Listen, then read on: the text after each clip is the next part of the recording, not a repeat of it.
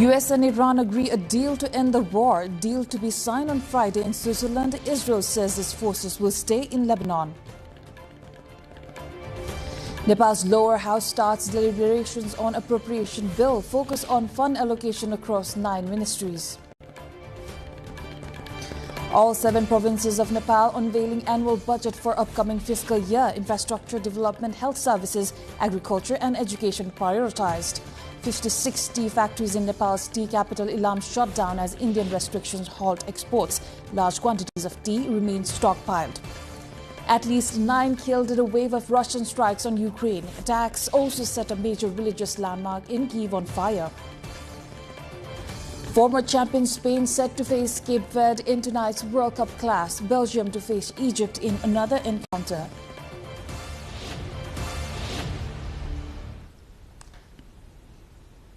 Good evening, I am April Agising Lama and this is NTV World Primetime News. We're coming to you live from Kathmandu at 1900 hours Nepal time.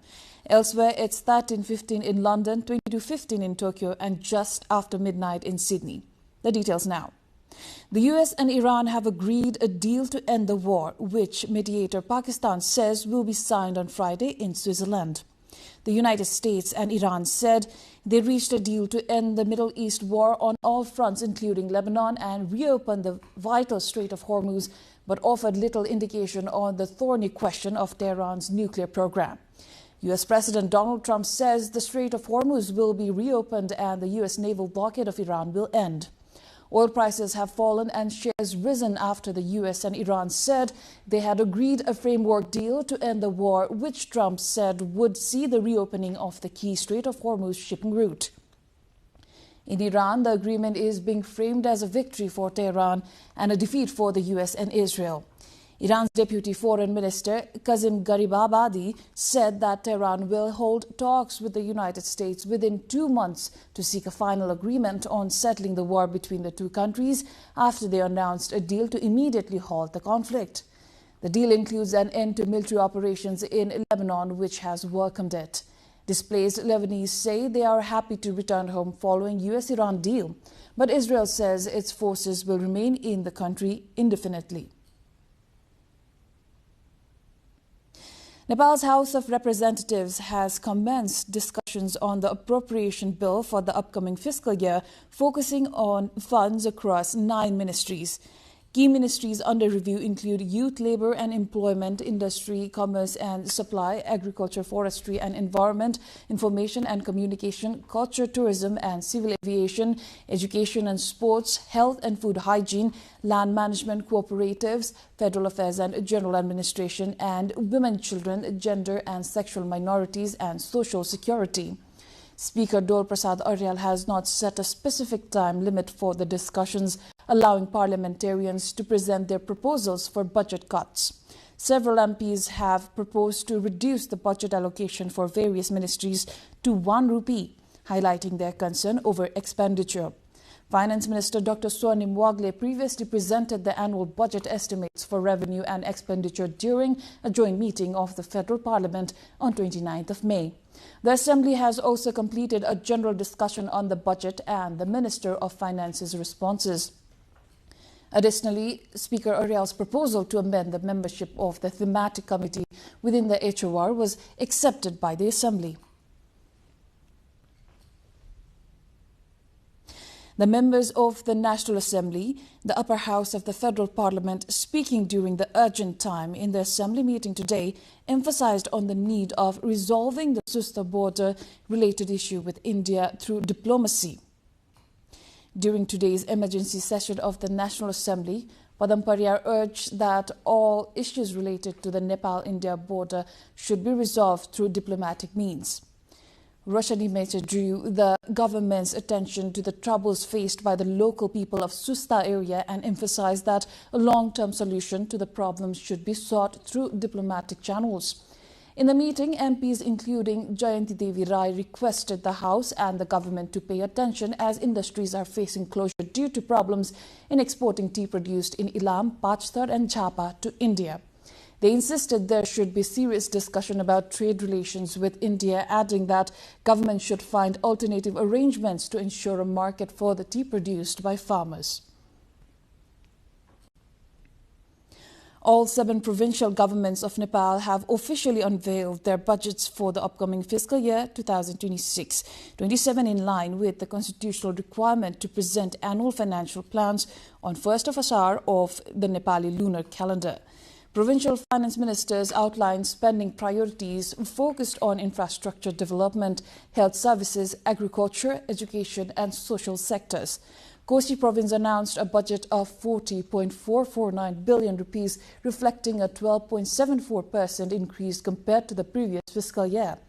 Madhya province presented a budget of 41.138 billion rupees to the Provincial Assembly, outlining its annual expenditure and resource allocation framework.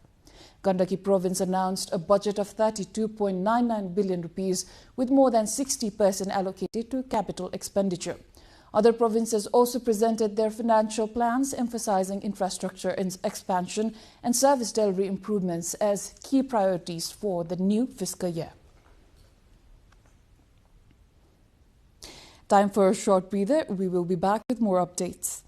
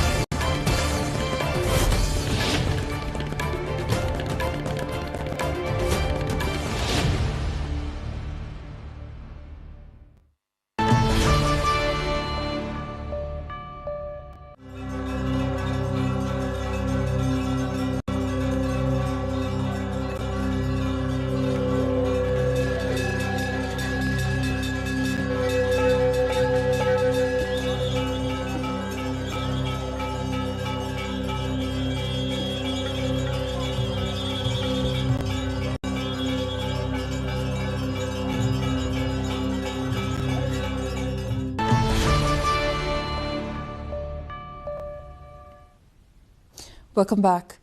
Nepal's President Ramchandra Paul asserted that ensuring good governance through effective public service delivery is the need of the hour for steering the country toward progress and prosperity. Addressing a ceremony in Kathmandu today to mark the 76th anniversary of the Public Service Commission, President Paul emphasized that fulfilling the public's aspirations for development is one of the most pressing priorities for Nepal at the present.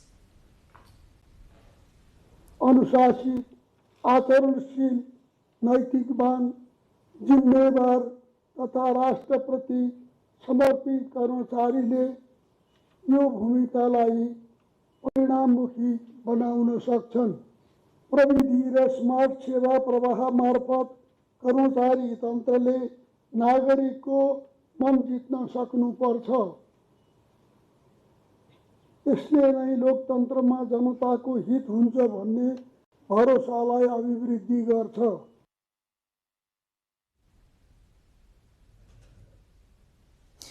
Nepal's Minister for Foreign Affairs, Sisir Khanal, who is on a 4-day official visit to China, has visited the Institute of Tibetan Plateau Research, Chinese Academy of Sciences, this morning. According to Nepali Embassy in Beijing, Minister Khanal visited the research institute and emphasized the need for more intensive cooperation between the two countries. The foreign minister is also holding bilateral talks with the Chinese counterpart in Beijing today. He had left for Beijing on Sunday morning at the invitation of the Chinese Foreign Minister Wang Yi. Minister Khanal will return home on June 17, wrapping up his official trip. Now, 56 Orthodox tea factories in Ilam, Nepal's largest tea-producing district, have suspended operations from today after export disruptions caused by India left large quantities of tea stockpiled in warehouses and at risk of spoilage. Tea entrepreneurs said they were forced to shut down production after India effectively blocked imports of Nepali Orthodox tea for the past 6 weeks. The disruption follows the introduction of a new standard operating procedure, SOP, by the Indian Tea Board, which has significantly slowed the export process. Under the new rules, laboratory test reports for tea samples submitted at Indian customs can take between 15 and 20 days to be issued. Industry representatives say Indian importers have become reluctant to purchase Nepali tea due to concerns that even minor deficiencies identified during testing could result in consignments being rejected or destroyed. With the market effectively closed, all 56 orthodox tea factories operating in Nepal's hill districts have ceased production. In addition, 30 CTC tea factories in Jhapa are scheduled to halt operations from June 18. The shutdown has directly affected hundreds of daily wage workers and tea farmers who depend on selling green tea leaves to factories. Factory owners say they no longer have sufficient cash flow to pay farmers and workers as tea sales have come to a standstill. Industry stakeholders warn that the crisis could have severe economic consequences for Nepal's tea sector, as India accounts for nearly 90% of the market for both orthodox and CTC tea produced in Ilam and Jhapa. Moving on, the demand for the products of Nepal government-owned Dairy Development Corporation, DDC, has increased to an unbearable extent in the market. After Prime Minister Balendra Shah promoted DDC's yak cheese through social media, the corporation's business has increased by almost 30%. Sarah Sapsandama Rai delves deeper. A social media image of the Prime Minister enjoying yak cheese produced by Dairy Development Corporation DDC has made a surprising comeback for the ailing government body's business. With the sudden increase in demand, DDC has also used powdered milk that has been stored in its godown in Biratnagar for a long time. The corporation is using around 400 metric tons of powdered milk to meet the current demand.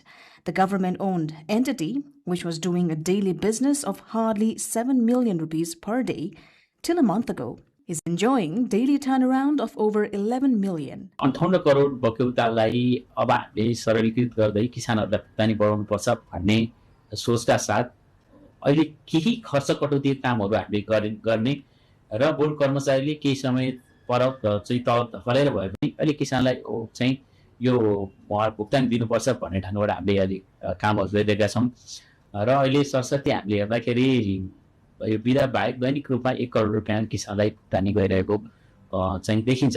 The corporation plans to improve its ancillary industries and distribution system to increase production of its products, especially yak cheese, as the demand has increased, but the production capacity is only 50 to 60 tons annually. Not only cheese, but the number of people visiting DDC counters to buy other products has also gone up. DDC, which has been procuring only 60,000 liters of milk per day from farmers, lacks human resource and modern machines to increase the production as per the demand.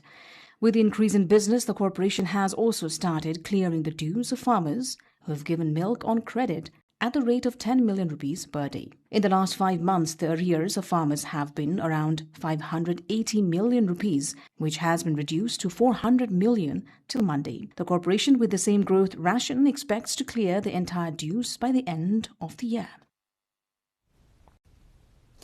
Rising summer temperatures in Kailali district's Thongari submetropolitan city in far western Nepal have triggered a sharp surge in snake activity, with 306 snakes rescued in just 2 months, with 105 around April, May and 201 in May, June, and daily rescues reaching as many as 17.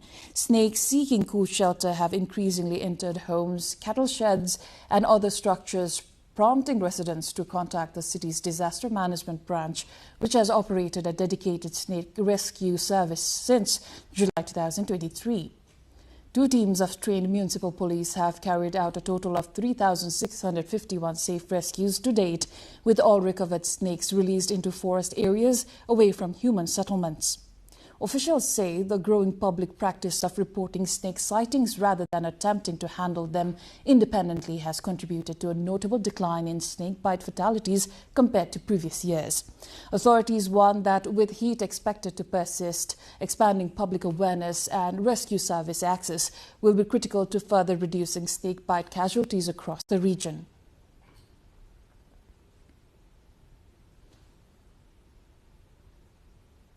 Time now for a short break. We shall be back with more updates.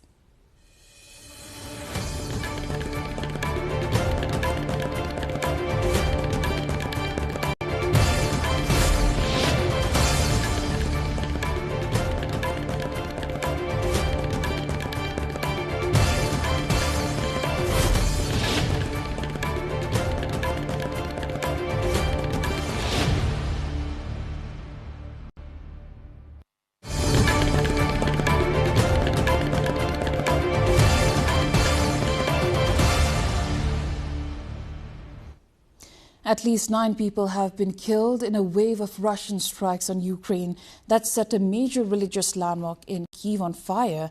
4 people were killed in attacks on the Ukrainian capital, while 5 rescue workers died trying to put out a fire caused by a strike on the northeastern city of Kharkiv. The 11th century Dormition Cathedral was significantly damaged in what President Volodymyr Zelensky called one of the biggest Russian crimes against Christian culture today. Russia denied hitting the site.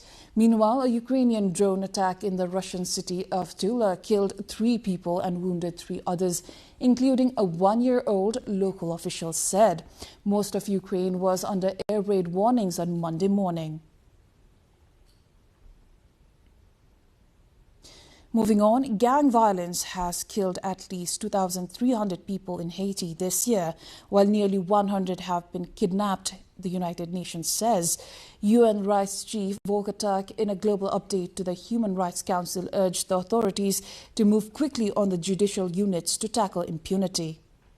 In Haiti, gang violence has resulted in at least 2,300 deaths, 1,100 injuries, and 99 kidnappings since the start of the year. I urge the authorities to move quickly on the judicial units to tackle impunity.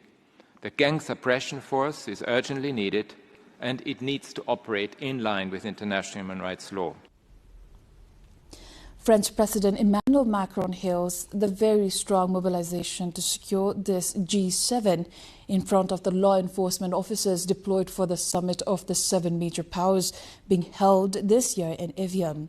The French president will welcome the heads of state and government of the United States, Germany, Canada, Italy, Japan and the United Kingdom. The summit is expected to focus on global security, economic cooperation, climate challenges and ongoing international conflicts, with leaders seeking to strengthen coordination on key global issues.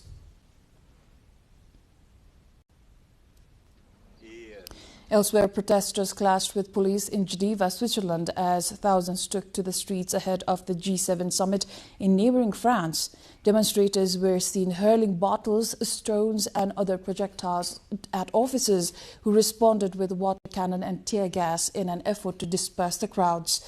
The unrest highlights growing opposition among some activist groups to the policies and priorities of the world's leading industrialized nations. Now, UK Prime Minister Keir Starmer says under-16s will be banned from social media by spring 2027. It is learned Snapchat, TikTok, YouTube, Instagram, Facebook and X are among the platforms affected. This is a big step, real change for our children and our future. Because today I can announce that the government will ban access to social media for all children under the age of 16. An Oslo court on Monday convicted Norwegian Crown Princess Mette-Marit's son of 2 counts of rape, sentencing him to 4 years in prison in a high-profile scandal that has rocked the monarchy. Marius Borg Holleby's, aged 29, Mette-Marit's son from a relationship prior to her 2001 marriage to Crown Prince Haakon, was accused of 40 charges, carrying a maximum possible sentence of 16 years in prison. The court's ruling marks one of the most serious legal cases involving a member of Norway's royal family in recent history. The case has drawn widespread public attention and intense media scrutiny in Norway and abroad. We'll take a short break here. Stay with us.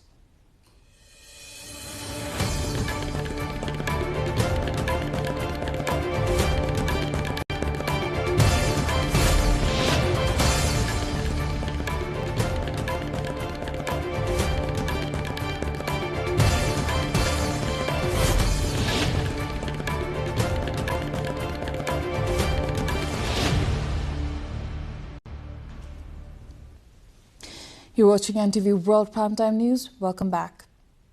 Now, invasive toxic pufferfish species are increasingly threatening Greece's marine ecosystem and fishing industry, with fishermen reporting declining catches off the coast of Crete. The yellow-spotted pufferfish and the silver-cheeked pufferfish, both warm-water invasive species, have expanded across Greek waters over the past 2 decades, according to local reports. First detected in the region around 20 years ago, the species are now considered a growing menace to commercial fishing, damaging nets and reducing fish stocks. Fishermen in Crete, Greece's largest island, say their daily catches have significantly decreased as the pufferfish population continues to rise. The silver-cheeked pufferfish, which can grow between 40 and 60 centimeters, is particularly concerning due to its toxicity and impact on marine biodiversity. Now, experts have said the spread of invasive species is being driven by rising sea temperatures, which are altering marine ecosystems across the Mediterranean and disrupting traditional fishing economies that depend on stable fish populations. China successfully launched a Lijian-1 Y-14 carrier rocket carrying 8 satellites, further advancing the country's commercial space program.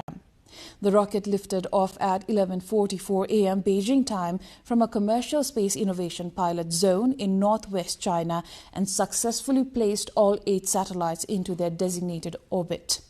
The mission marked another successful flight for the Lijian-1 launch vehicle, one of China's key commercial rockets designed for rapid and cost-effective satellite deployment.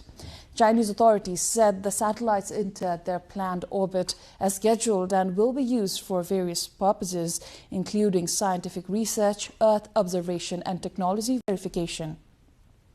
The launch underscores China's continued efforts to expand its space capabilities and strengthen its growing commercial aerospace sector amid increasing demand for satellite services and space-based technologies.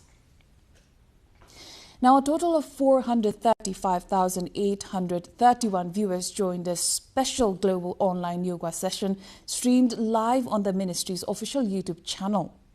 India surpassed the previous record of 246,252 viewers set in 2024 by a margin of 1,89,579. The record-breaking event was part of International Day of Yoga 2026 outreach activities and saw participation from yoga practitioners, students, institutions, professionals, and wellness enthusiasts from across the world. It featured the Common Yoga Protocol and reinforced the Yoga 365 movement. As part of the broader celebrations leading to International Day of Yoga 2026 themed Yoga for Healthy Aging is set to be held in West Bengal's Kolkata this year.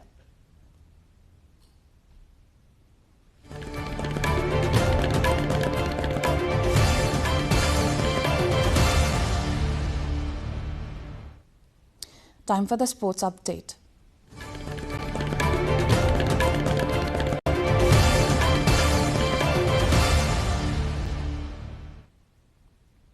The FIFA World Cup continues today with 4 Group G and Group H fixtures as teams begin their campaigns in the race for a place in the knockout stages.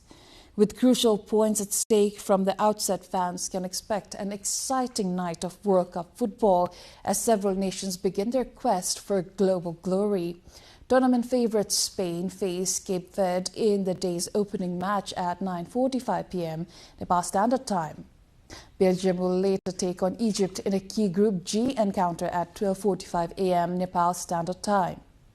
Saudi Arabia meets Uruguay at 3:45 a.m. tomorrow morning, Nepal Standard Time, while Iran versus New Zealand clash is set for 6:45 a.m. tomorrow morning. Earlier, European powerhouses Germany and Sweden thrashed opponents in high-scoring matches, while Ivory Coast snatched a thrilling 1-0 win with last-minute goal from Amad Diallo against Ecuador. Asian powerhouse Japan, meanwhile, snatched 1 point from another European giant, the Netherlands, in the 2-2 draw. Moving on, Turkey hosted the Moto Surf World Championship in Çeşme for the second time, bringing together 93 athletes from 20 countries. The event, organized under the hosting of the Turkish Motorcycle Federation, featured challenging races as competitors struggled not only against each other, but also against strong winds and rough waves. Officials said the sport is growing rapidly worldwide and that Turkey has become involved at an early stage in the development of the discipline. 16 Turkish athletes also competed in the championship. Canadian athlete Mark Andrews praised the organization and the location, while Turkey's national team athlete Tukçe Leventoglu said the wind and large waves made the course especially difficult. The two-day event ended with a medal ceremony.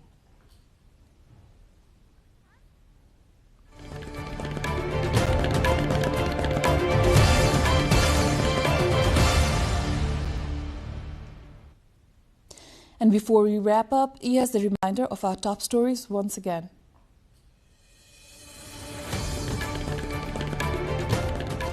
US and Iran agree a deal to end the war, deal to be signed on Friday in Switzerland. Israel says its forces will stay in Lebanon.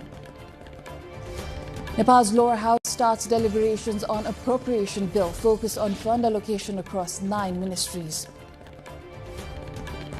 All 7 provinces of Nepal unveiling annual budget for upcoming fiscal year.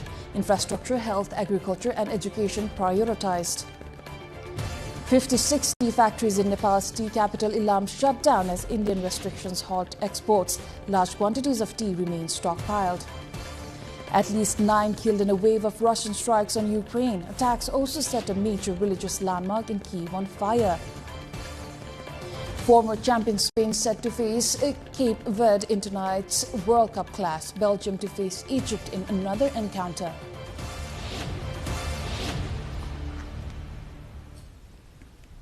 That is all for the moment. Our next bulletin will be at 2200 hours Nepal time. To join us through our social media and get the latest updates from our official website, nepaltelevision.com. Thank you for staying with us. Have a wonderful evening ahead.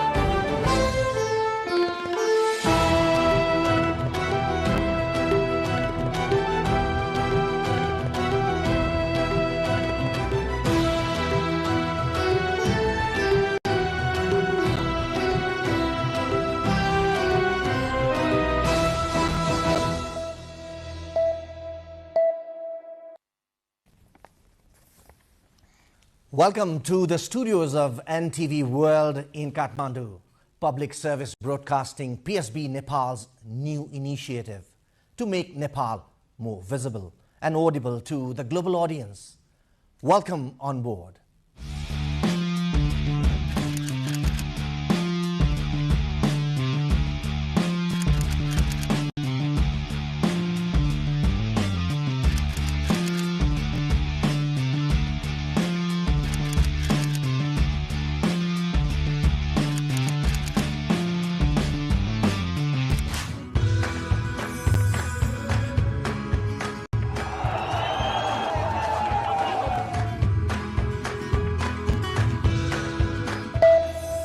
This is NTV World.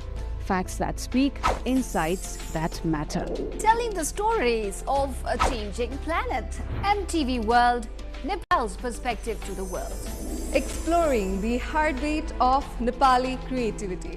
This is NTV World. The power of story shaped by technology. NTV World. Unearthing Nepal's hidden heritage. Discovering the timeless Nepal. Telling stories that endure across centuries. Where culture breathes, stories bloom. When the world moves, we make a sense of it. NTV World. Taste of Nepal. Every recipe, every flavor tells the story. Journalism in the digital age. Fast, focused, verified. Stories hold power. Stories reflecting life. Stories of the hinterlands. Reporting for NTV World. This is NTV World. Welcome to News Hour. This is NTV World. Welcome to Primetime News. one story at a time. Crossing borders, connecting voices, where Nepal meets the world in dialogue. This is NTV World, Nepal's perspective to the world. Voices that connect Nepal to the world, bringing perspective, region and relevance to every story. NTV World, Nepal's perspective to the world. Stand by. Mic is on. 3, 2, 1, cue. We are NTV World.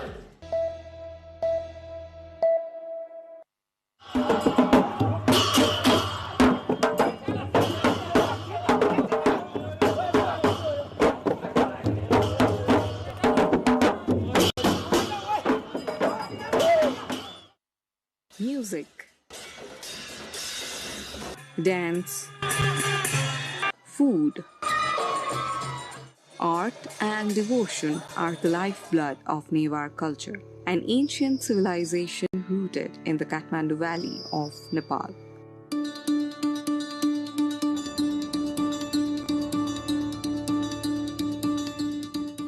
With lively festivals nearly every fortnight, the Newars celebrate life through a rich tapestry of traditions known as Jatra.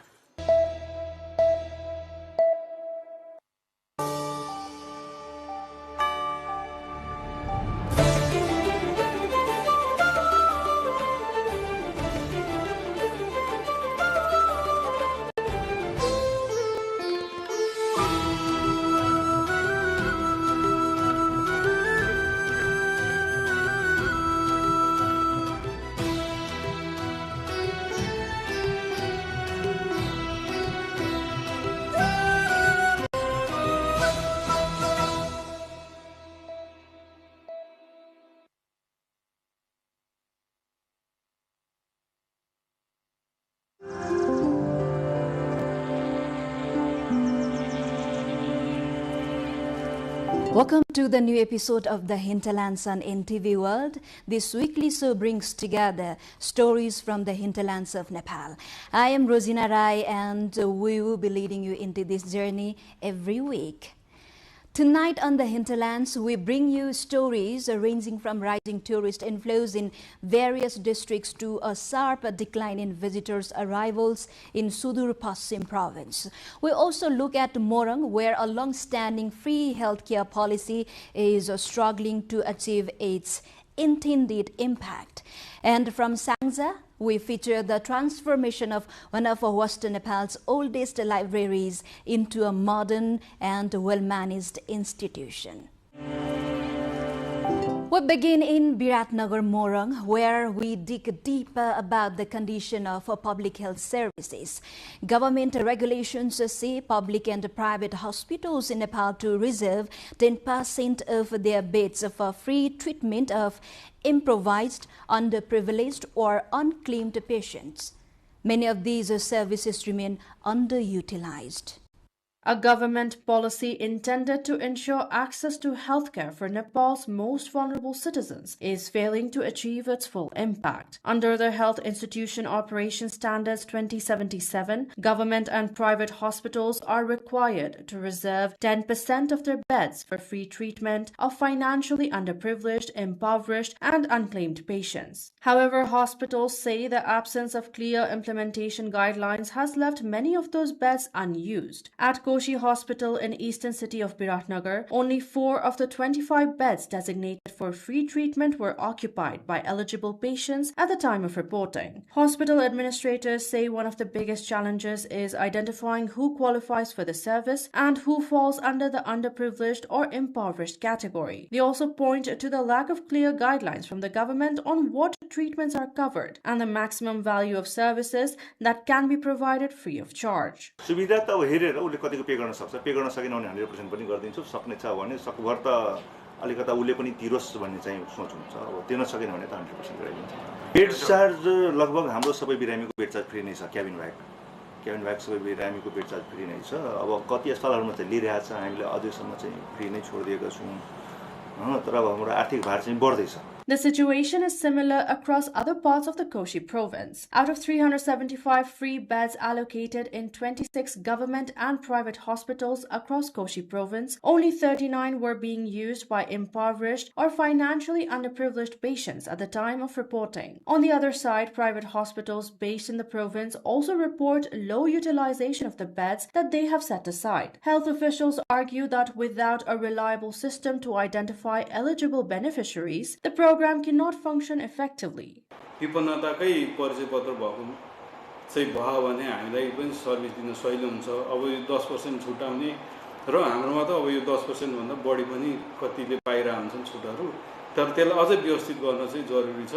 workers further say that while information about free beds is available on government health portals, many eligible patients remain unaware of the facility and the process required to access it. With hundreds of beds remaining underutilized despite significant healthcare needs, health experts say reforms are urgently needed to bridge the gap between policy and practice and ensure that free treatment reaches Nepal's most vulnerable populations.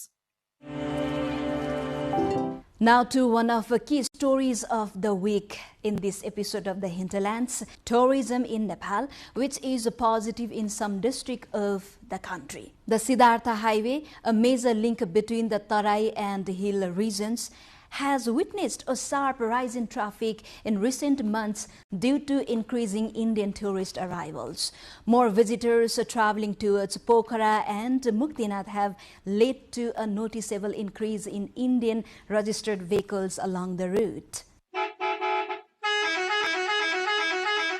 The Siddhartha Highway, once primarily used by public and private vehicles traveling to Butwal, Pokhara and Kathmandu, is now witnessing a growing number of vehicles carrying Indian tourists. As the tourist arrivals to Muktinath via Pokhara continue to increase, traffic flow along the highways intensifies, bringing renewed economic activity to local markets and communities along the route. Local business owners say the rise in tourist arrivals provides a significant boost to hotels, restaurants, retail shops and other service-oriented businesses there.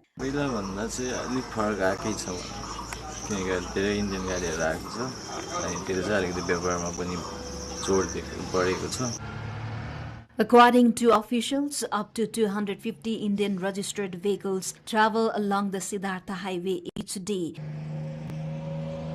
To ensure a smooth and hassle-free journey for visitors, the district police office is facilitating and assisting tourists along the route.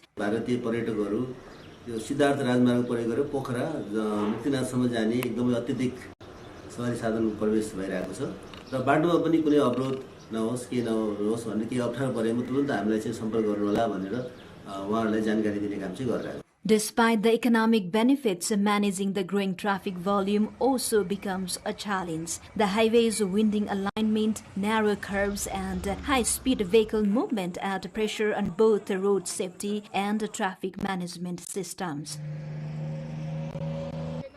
Every summer, Nepal sees a rise in Indian tourist arrivals drawn by its cooler climate and renowned religious and natural attractions. However, the Siddhartha Highway, an important gateway for these visitors, has yet to undergo the long-awaited upgrades needed to accommodate the increasing traffic demand.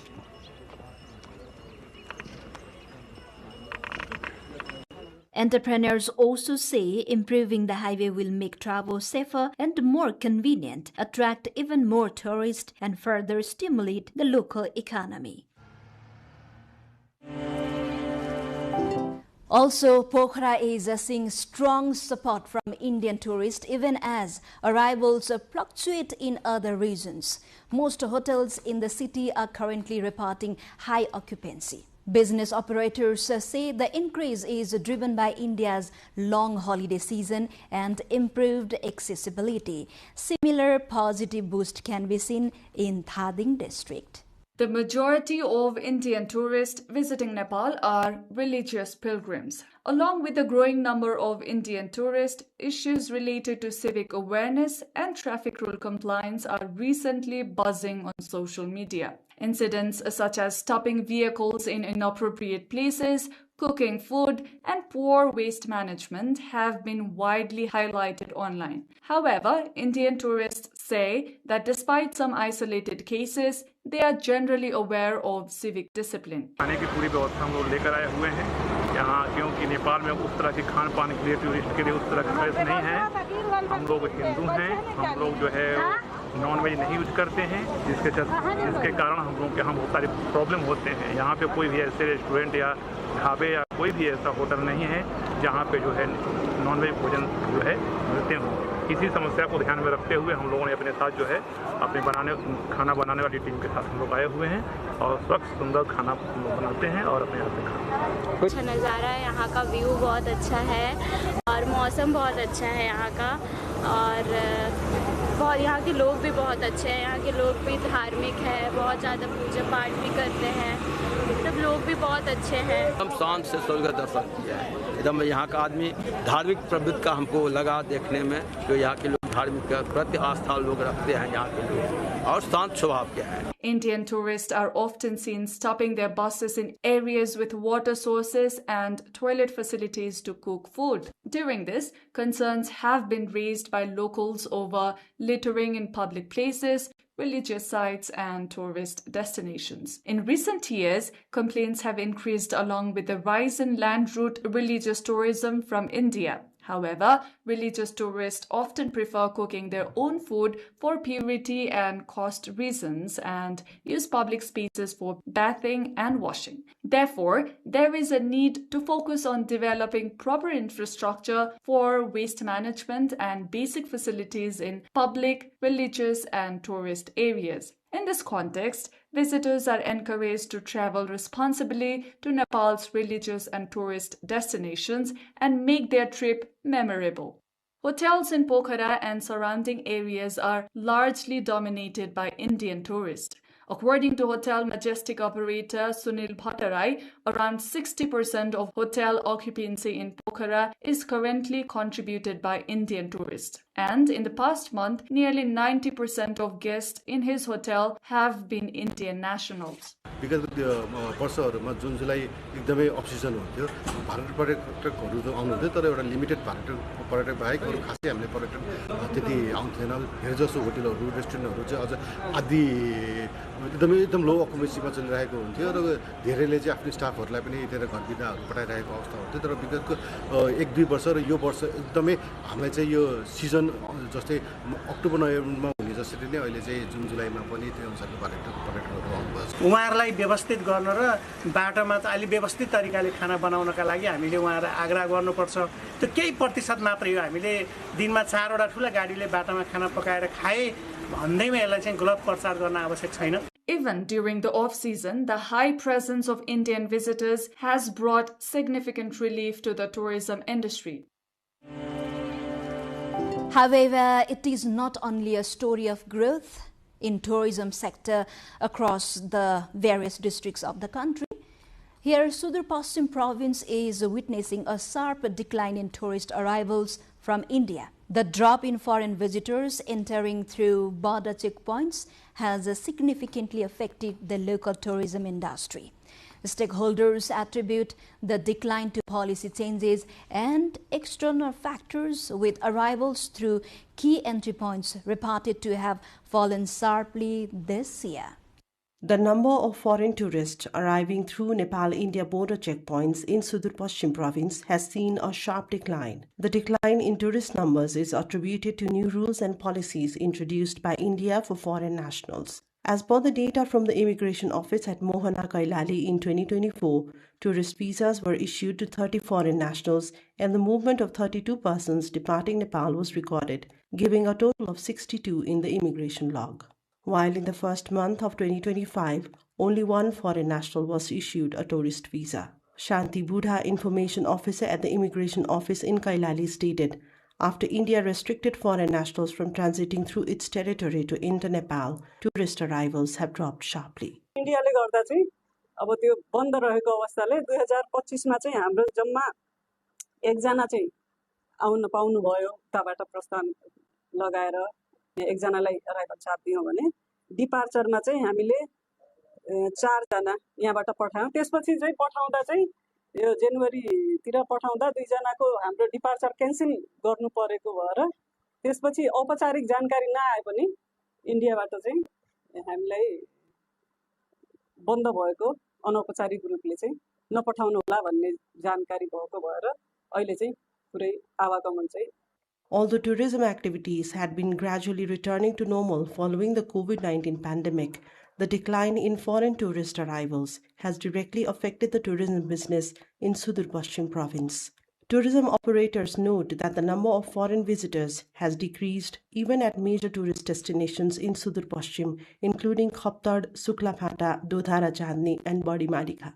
The study of Nepal Rashtra Bank and other official sources also highlights the number of Indian and third country tourists has decreased compared to the previous period. Harvest को roadways को गड्डा चौकी र यो गरी दुईटा नाकाहरू छन् हाम्रो इन हुनलाई अनि पर्यटनको हिसाबले मुख्यतः र खास गरी अब यो एरियामा बस्ने पहिला नेपालीहरू विदेशी पासपोर्ट होल्डरहरू अब घर आउने क्रममा चाहिँ त्यसरी पनि आउने गरेको छ भिजा एक्सटेन्सन भिजाको म्याद थप गर्ने एउटा भिजादेखि अर्को भिजामा चाहिँ रूपान्तरण गर्ने जसरी टुरिस्टलाई चाहिँ रिलेसन भिजामा रिलेसन भिजा दिने मेरिज भिजा दिने कामहरू पनि भइरहेको छ The decline in foreign tourist arrivals is seen to not only reduce the income of the tourism sector in Sudur Pashchim province but also impact the local economy. Tourism operators have urged the government to coordinate with India and take tourism-friendly policy initiatives. And finally, from Sangja district, where the historic Matribhumi Community Library, one of the oldest libraries in Western Nepal, is gradually transforming into a modern and well-managed institution. Established in 1980, 2046 Bikram Sambat, the library has long served as a center for education and public awareness in the region. It now operates from a newly upgraded, technology-friendly building, adapting to the changing needs of the community.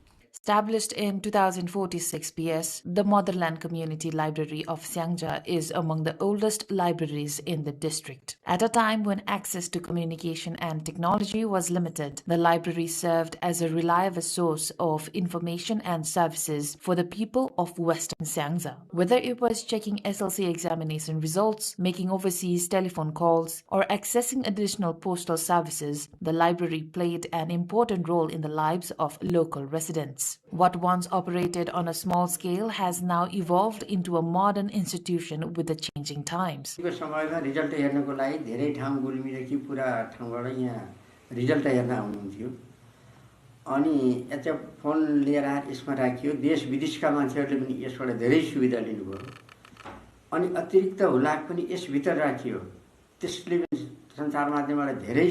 With financial support from the government of Japan and technical assistance from Read Nepal, the library has been operating from a new building since 2022. The building was constructed at a total cost of 12 million Nepali rupees. The library now offers Public Service Commission preparation books for students, devotional and religious materials for senior citizens, special facilities for persons with disabilities, and a child-friendly section equipped with sports and recreational materials. Despite having 550 lifetime members, the library still faces challenges in ensuring its regular and sustainable operation. राज्यले यस्ता पुस्तकालयहरू देशभरमा धेरै छन् होला तर यसको एउटा सञ्चालनका लागि हामीले मानव संसाधनको चाहिँ अत्यन्तै जरुरी छ जसमा यहाँ हामीले कर्मचारीहरूलाई नियुक्ति गरेर राख्दाखेरि उहाँहरूलाई तलबी रूपमा राख्न सकिएको छैन. Having been established in a geographically remote village and serving as a backbone of education and information, it is essential to preserve the historical significance of this library. Local residents say that if the government takes concrete initiatives for its proper maintenance and staff management, this historic institution will continue to inspire future generations for years to come.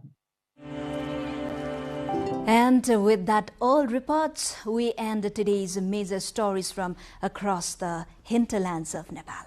Stay with us for more voices, more grounded realities, and more stories from Nepal's diverse landscape.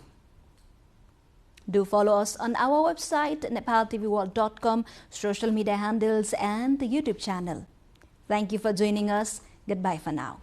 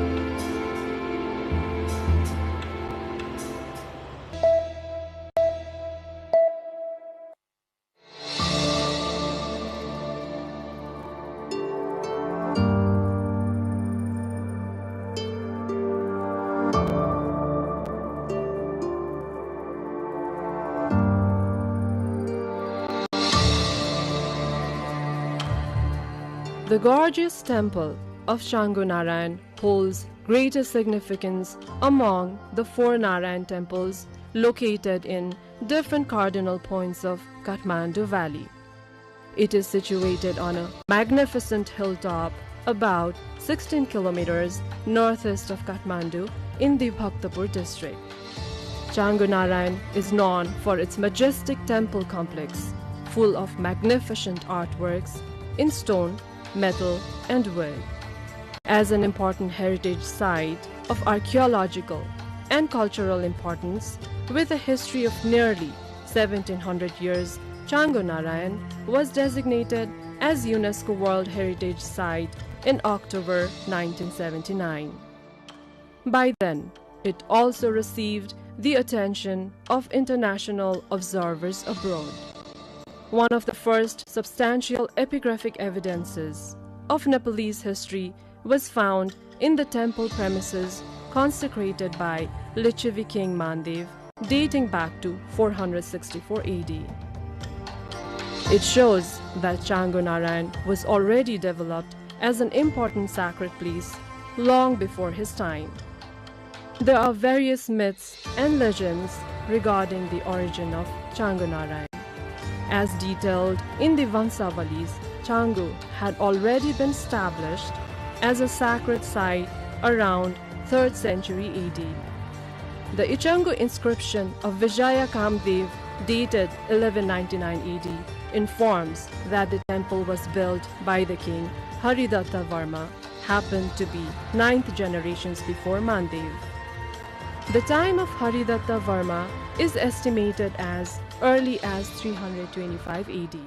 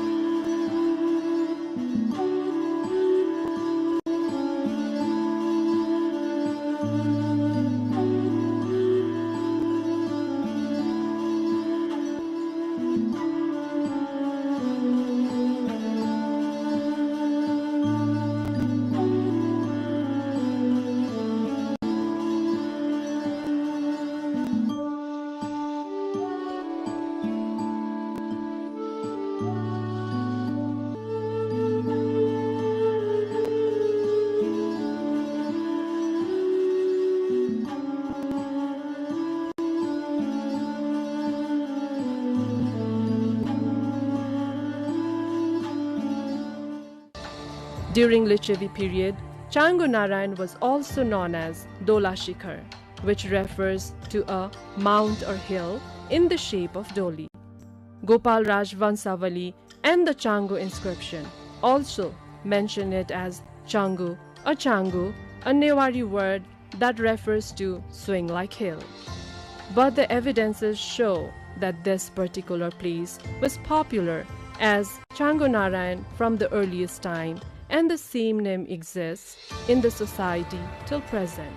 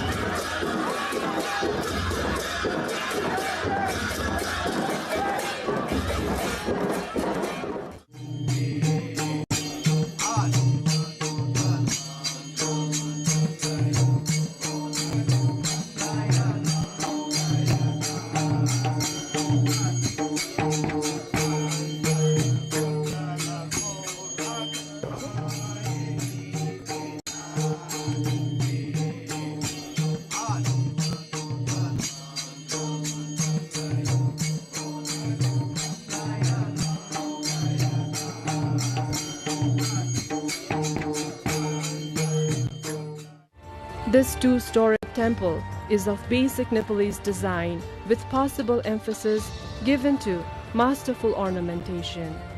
The temple may have passed through series of restoration. The present structure was probably constructed in the 17th century.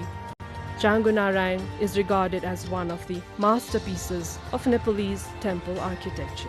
The older elements have been incorporated during the restorations.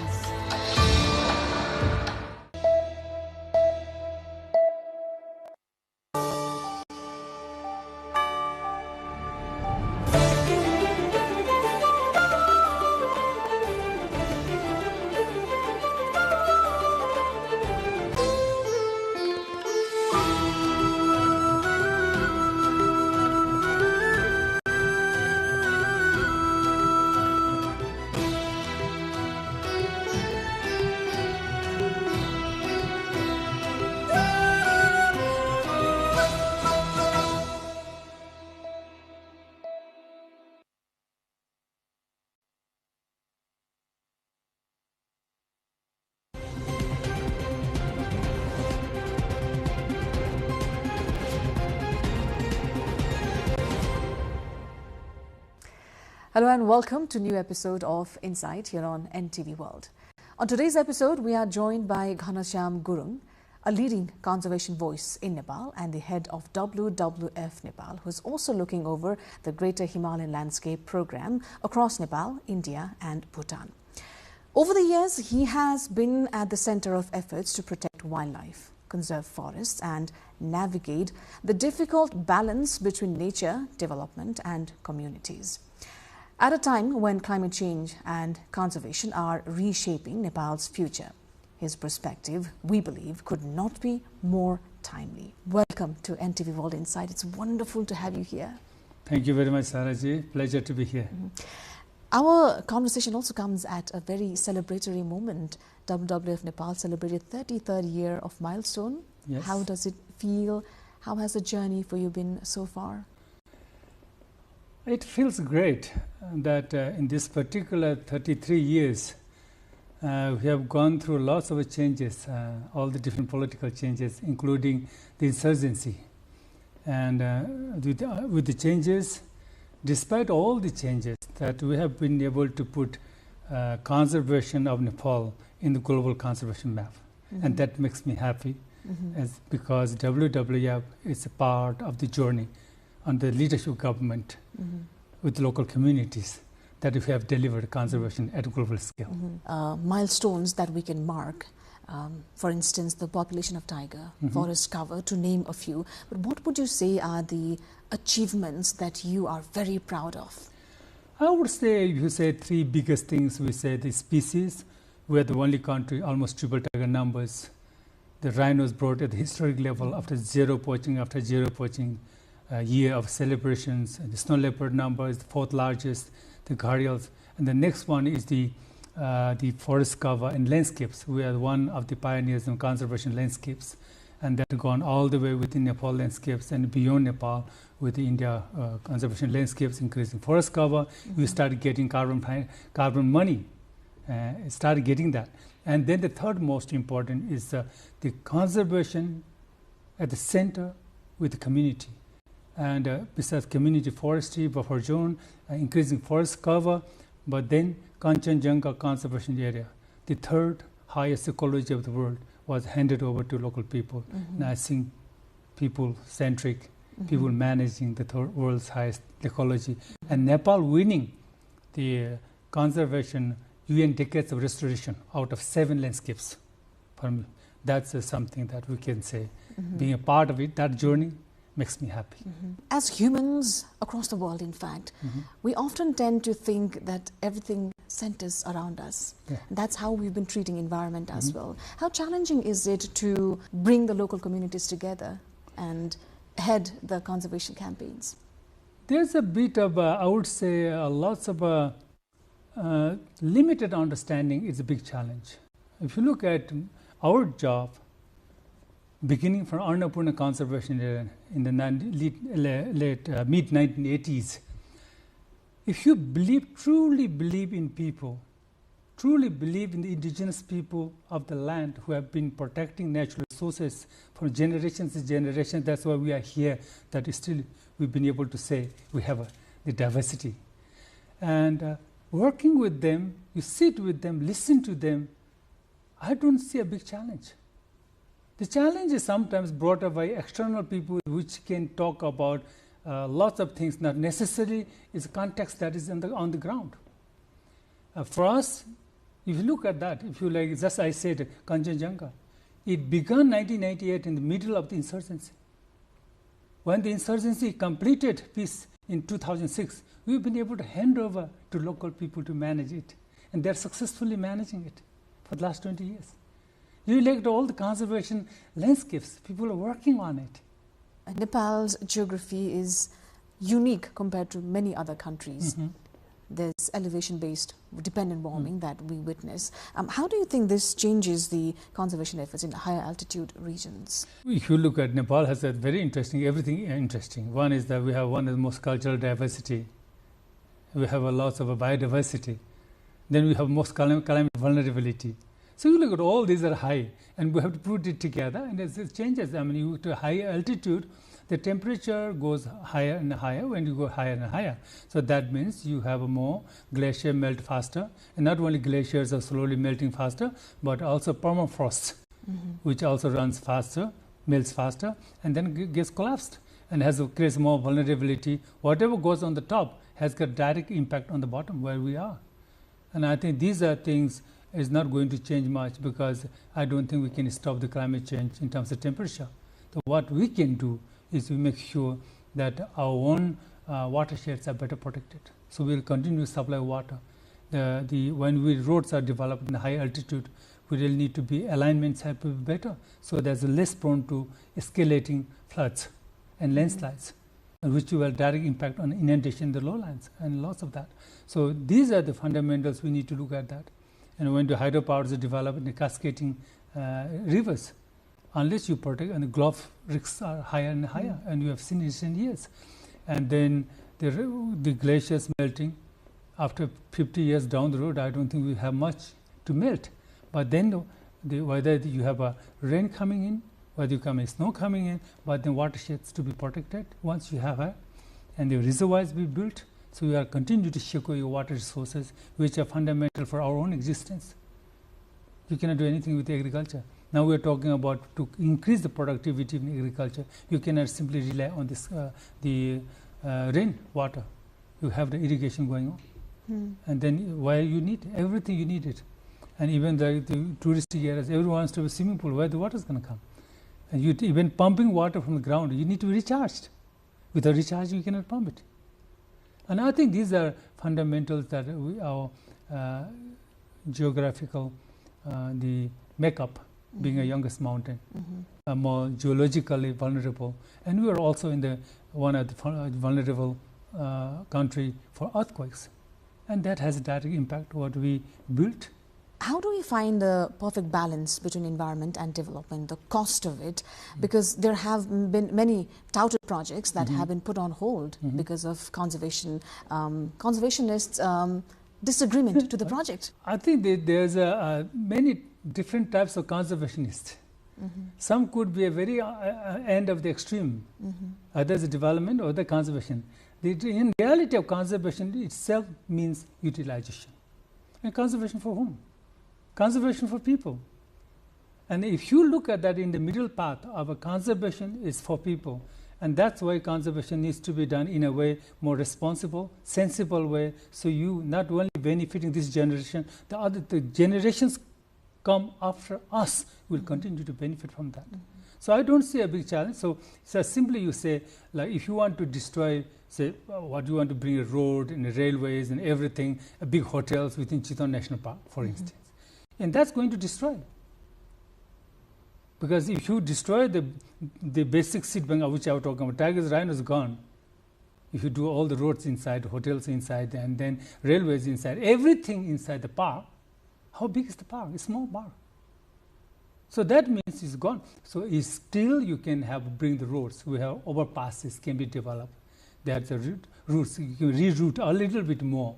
And there you have parks, the loss of development can be done around the park in the buffer zones. So in that way, you can do a balancing act of conserving the fundamentals of a requirement of a nature, and then benefit from it, nature, not only this generation, generations to come. It sounds like we are not strong enough in searching for alternatives, are we? I think that we are searching lots of alternatives, and different people have different alternatives. And my take on that is, if you look at any alternatives, any solutions, you purely look into human-centric conservation that beyond these generations or generations to come, then it somehow minimizes the people who are very much interested, have a vested interest to make themselves rich and benefit out of it.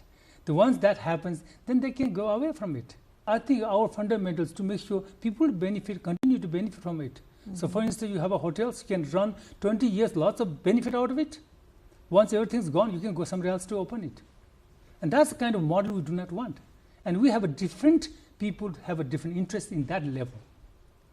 Some want to exploit everything today, benefit it, but then go somewhere else to exploit it, which we don't want.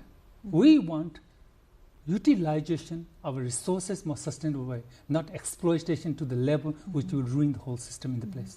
As we talk about the human-centric aspect of it all, and also as we celebrate the rising number of tigers, the achievement, a lot of human-wildlife conflict has resulted in unfortunate incidents as well. Do we have too many number of tigers? We still, conservationists have calculated the carrying capacity of tigers, and we are still around that range. The tiger numbers have not exceeded. And the new numbers going to come, and we'll see how it's going to go. Okay? At the moment, we still say around 400 is our carrying capacity we can maintain. And then too many tigers, and when you go to visit some of the parks, people were to go to see tigers. People will say, I want to go to see tigers. Where are you going to go? Go to Bardea. Go to Chitwan. And tell them how many people actually see tigers. And you compare that with India.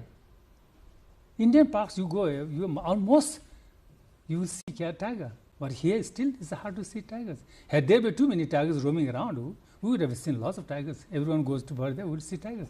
It's not the case. So the thing is, we would not say there are too many tigers. The tiger numbers have grown, and there has increased human interaction with tigers. In many cases, it's unfortunate we lost lives. And we are doing our best to make sure that loss of lives are minimized. Not only minimized, they have given a relief fund on that. And also we're now talking about those who are left behind, because those family members need to be given a counseling. It's traumatic to lose a family member. And not only tigers, you lose lots of people to other wildlife, rhinos, elephants. Exactly. I mean, there's more in elephants. And all those, no matter where lives are lost, it's a human loss of lives. And we really need to be doing that. And I think because we knew the tiger numbers were going up. Because of that, under the government of leadership, we really worked hard to find a very human tiger conflict management, we call coexistence model. That to implement that model, we have now a GEF funding to purely tackle that particular challenge and to improve coexistence in places like Bardea, Sukla, and Chitwan. And what are the activities that falls under it? That purely one is improving the habitat quality of the parks. So if you have water, grasslands, people, the tigers stray out will be less. Or any wildlife, not only tigers, the other wildlife will come to deprede your crops. So that's improving the habitat quality, which will increase density of it. Then we are talking about improving people's lives. So lots of people in the park around are economically deprived, and so many need to enter to the parks. So we need to create alternative livelihood options so they don't have to enter to the parks. And then third most important is in changing the behavior of humans, because tigers are not going to change, they are wild. But we need to change. And recently, over the last 2 years, we really worked hard, and lots of conservation partners worked hard, particularly where the biggest tiger loss of lives to tigers. And then working a year with behavior change campaign, the losses have gone down to zero. It tells a story that many conflicts are raised because of our own behavior. And I think these are three particular pillars that we work. And then, of course, next is building capacity of the parks and capacity of communities, capacity of everyone. So when there's something goes wrong, we immediately be able to rescue, immediately be able to provide relief, immediately able to deal with it. So that's a capacity issue really need to improve. So these are the ones. Over the course of time, how have you viewed conservation efforts evolve? Because climate change is being more aggressive, and I'm sure it has also posed newer threats. If you look at the changes, I mean, the changes has been particularly one is the population front. The population has increased and is more and more coming to thrive, more around the city centric is going up. And the next one is basically that because of that you have lots of infrastructure development coming up. That's the one thing we really need to be mindful of it. The third thing we're talking about, climate change has an impact across everywhere. And whether it's flooding, the long prolonged drought, and fire intensity, all of these are part of it, which has directly impact on the wildlife habitat, and not only wildlife, and the people, more importantly. So these are the changes moving fast, because everyone wants to develop road very fast. So that you have bulldozers can put everywhere with having proper alignment and all the environment impact assessment. And sometimes we don't have enough resources to make sure the mitigation measures are put in place, whether it's an environmental impact, whether it's people impact. Social safeguards, as well as environmental safeguards, putting in place, you need the resources to do so. So that's another challenge. So these are the ones I would say the changes have moved much more faster in speed, and really we are having quite a tough time to catching up. And what about technology? Has it enhanced the technology has changed a lot. I mean, technology, you took away that technology in the early days, you have to go after the animal to find the footprint and all of that. Now you can use the genetics, you can use the camera traps, you can use even doing a foot patrol, we have a smart patrol. People in Kathmandu could see how parks being patrolled. And then you have CC cameras with your eye in the park, and you have all the drones to count. It was hard to count the gharials that goes into water immediately, but you can count the drones, easily can be counted. So lots of technology. Early days you have to find out walk and with the VHF where the leopards, snow leopards are walking in. Now you can stay in your computer and have a GPS collar and see how much snow leopards traveling between Nepal, India, Nepal, China, and all of that. You can see from there. So technology has changed a lot. It is helping us to do conservation better.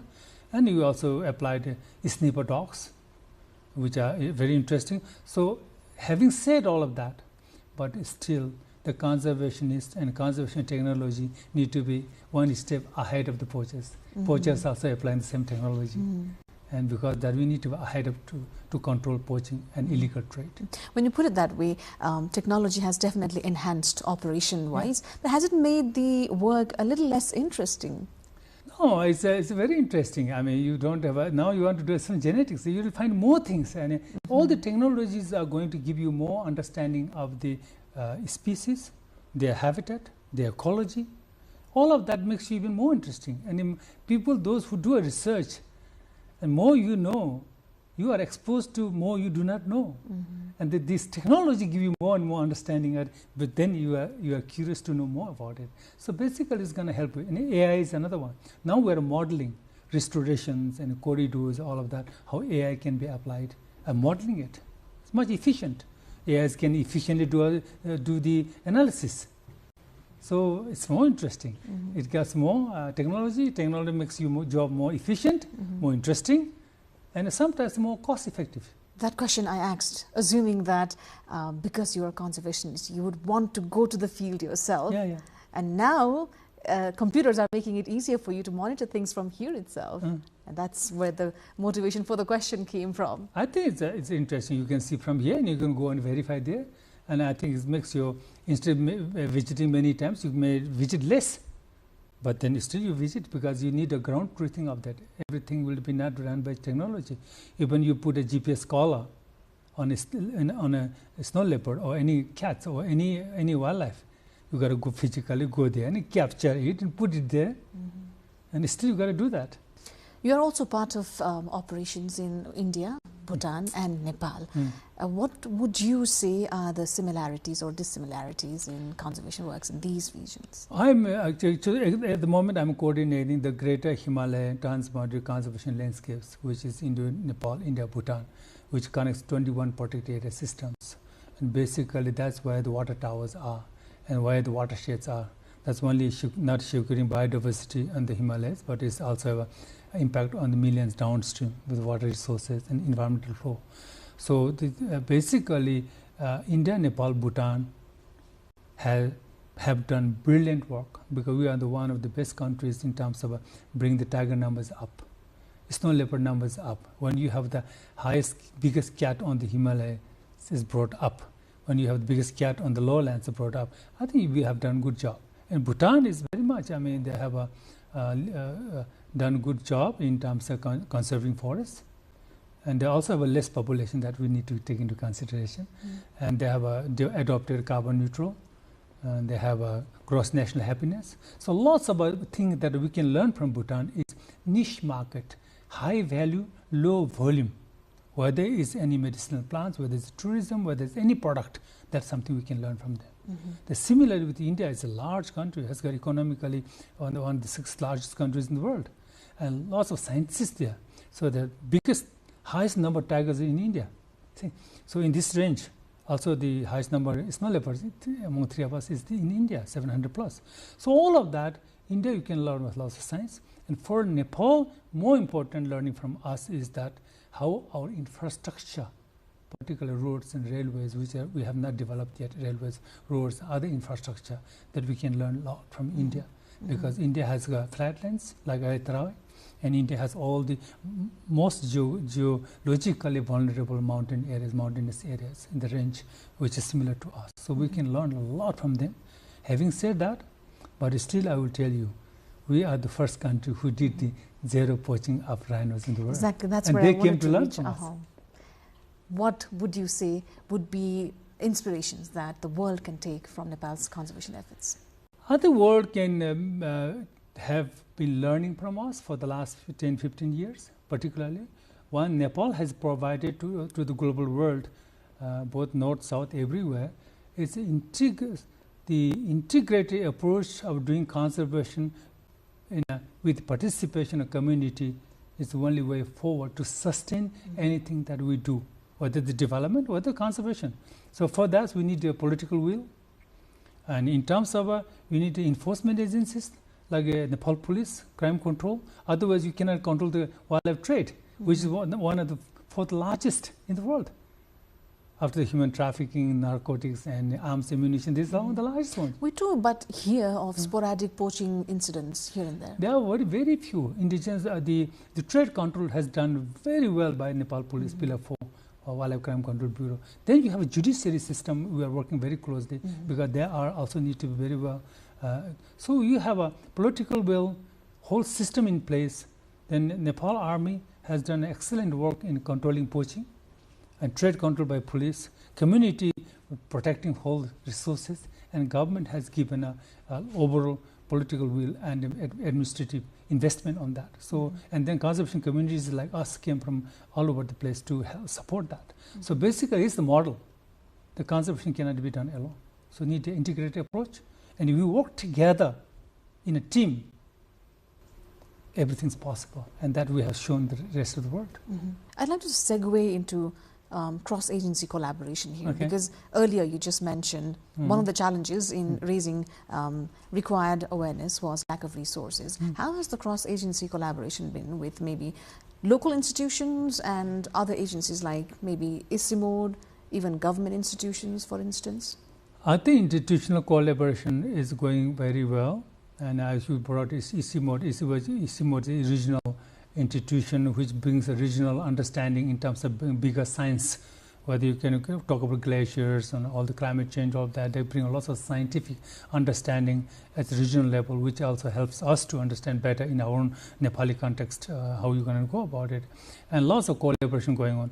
But still, I think one of the challenges is some of the institutions continue to be a facilitator. Because when you say government, who is the government?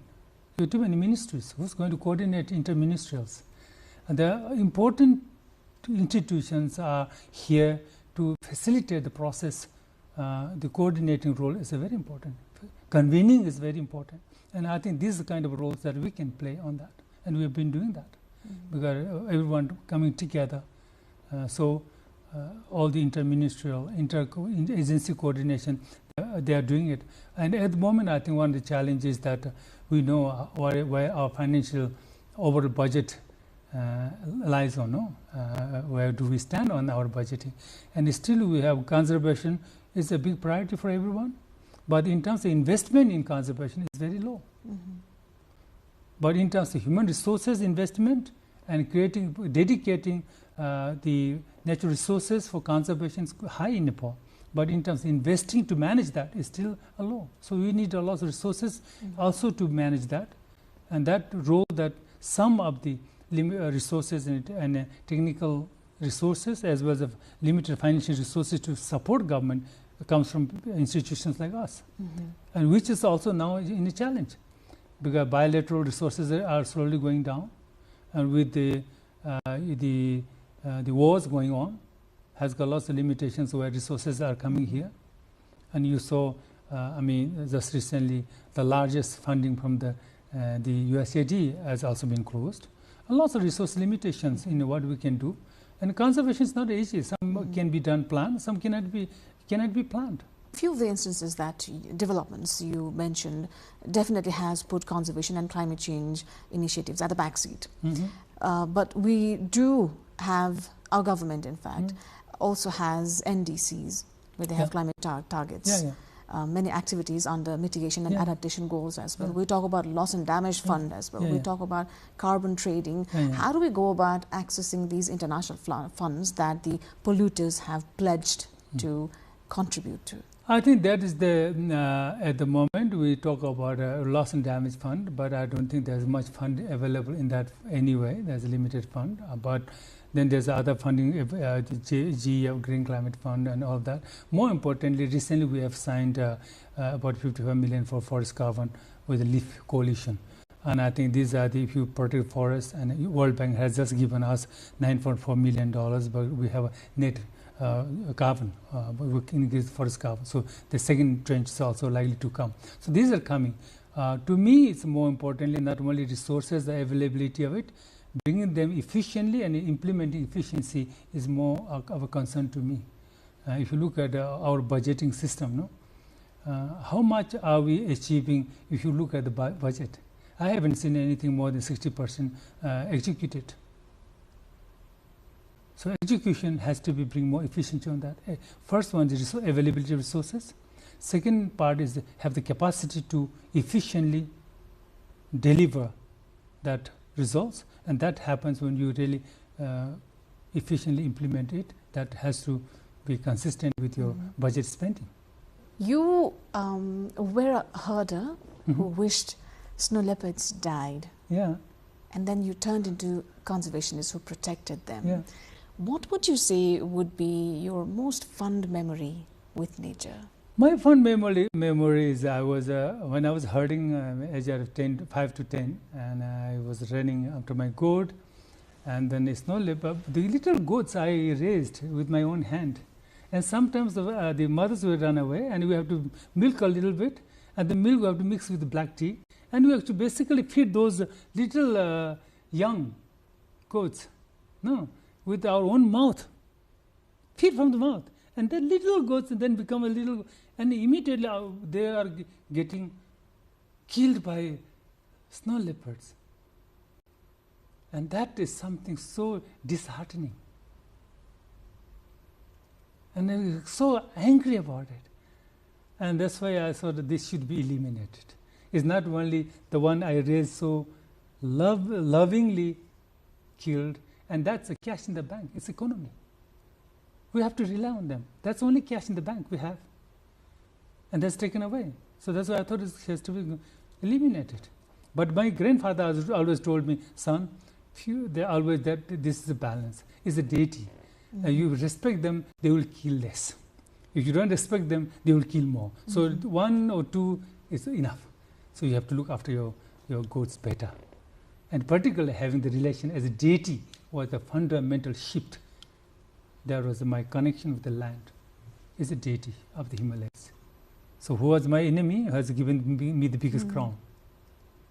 And they changed my perspective on stone leopard. One did not change with the deity. Relation with nature was never changed. But my anger was totally changed. My approach was totally changed. There's this seed bank project that you are also very excited about. Could you please tell us a little about it? Now, seed banks, I think now what's happening around the world is we are losing our indigenous varieties of seeds, our local varieties of seeds. And the seeds are whether you can, in the food, when you say in Nepali, you say wheat and rice are called food. They have a gluten, they have all the different things you know about.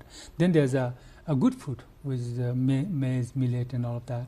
And then you got superfood, which is a barley and buckwheat and all of that. So these are varieties of seeds that are important that we really need to put into a context of culture and our relation with the nature.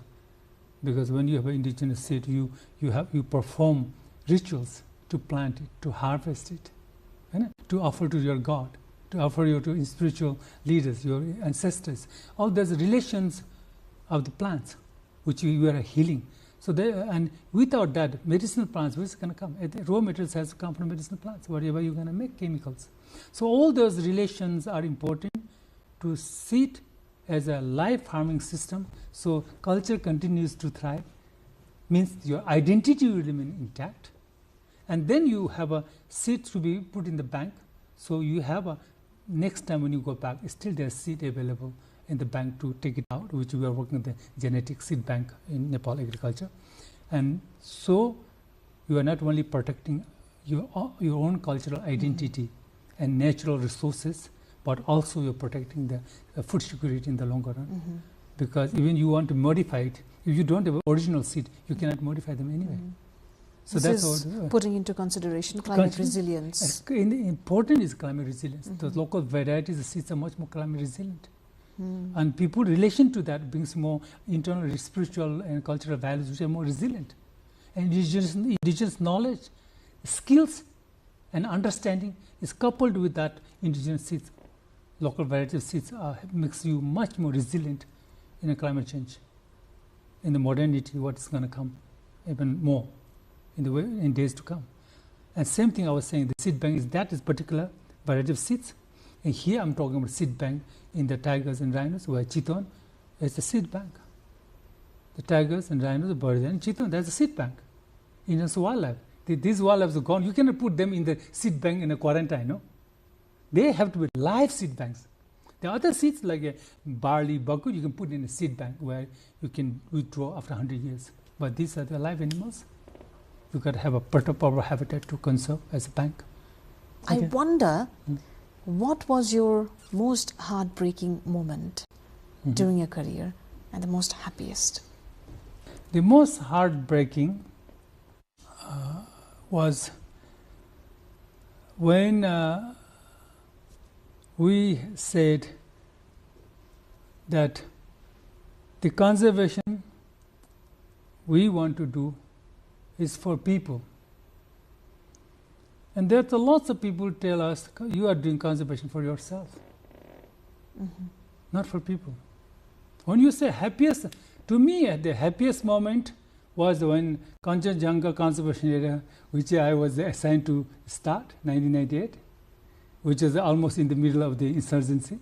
Very difficult work, and I will not explain how difficult it was. But then when it was come to closer, then handing over to that, to the local people by the government, and I was there to witness it. That was the happiest moment.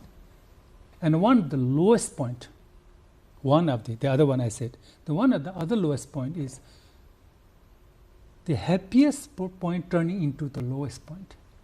people who I look up to, my own gurus, Dr. Harkan, Dr. Chandra, Dr. Maske, all of those people were together, dancing, singing, handing over with such a celebration, and immediately we lost all them in a tragic helicopter crash. And that was a very, very lowest point of my own feeling, physically, emotionally, and psychologically. And I nearly broke down when we have to bring the bodies in the helicopter, and I have to say thank you to the villagers. We are the only one who were up to bring the bodies down. Helicopters couldn't land. The Mountaineering Association guys were the one who actually did everything to bring everything remains being back. And that, when I say thank you, I couldn't say a word. Tears fell down. I think you put it very beautifully. It was an irreparable loss. Yeah. Irreparable loss. Irreparable, yes. Physically, mentally, emotionally. Exactly. And that was, I think, made me and our team saying, show must go on. The legacy has to be put forward, and we need to build next generations. And that's one of the reason today I was saying very happily. When they were there, rhino zero poaching was not there. We did the zero poaching rhinos. We increased the numbers. Every number is being increased, including Saras crane was doubled. And they should be very happy on the top. And then I said, more than 200 Nepali needy youths have been educated. And some of them have won international awards. And that makes me totally happy. I can't be more happier than that. Many of them have international awards. Relax Award, Widely Award.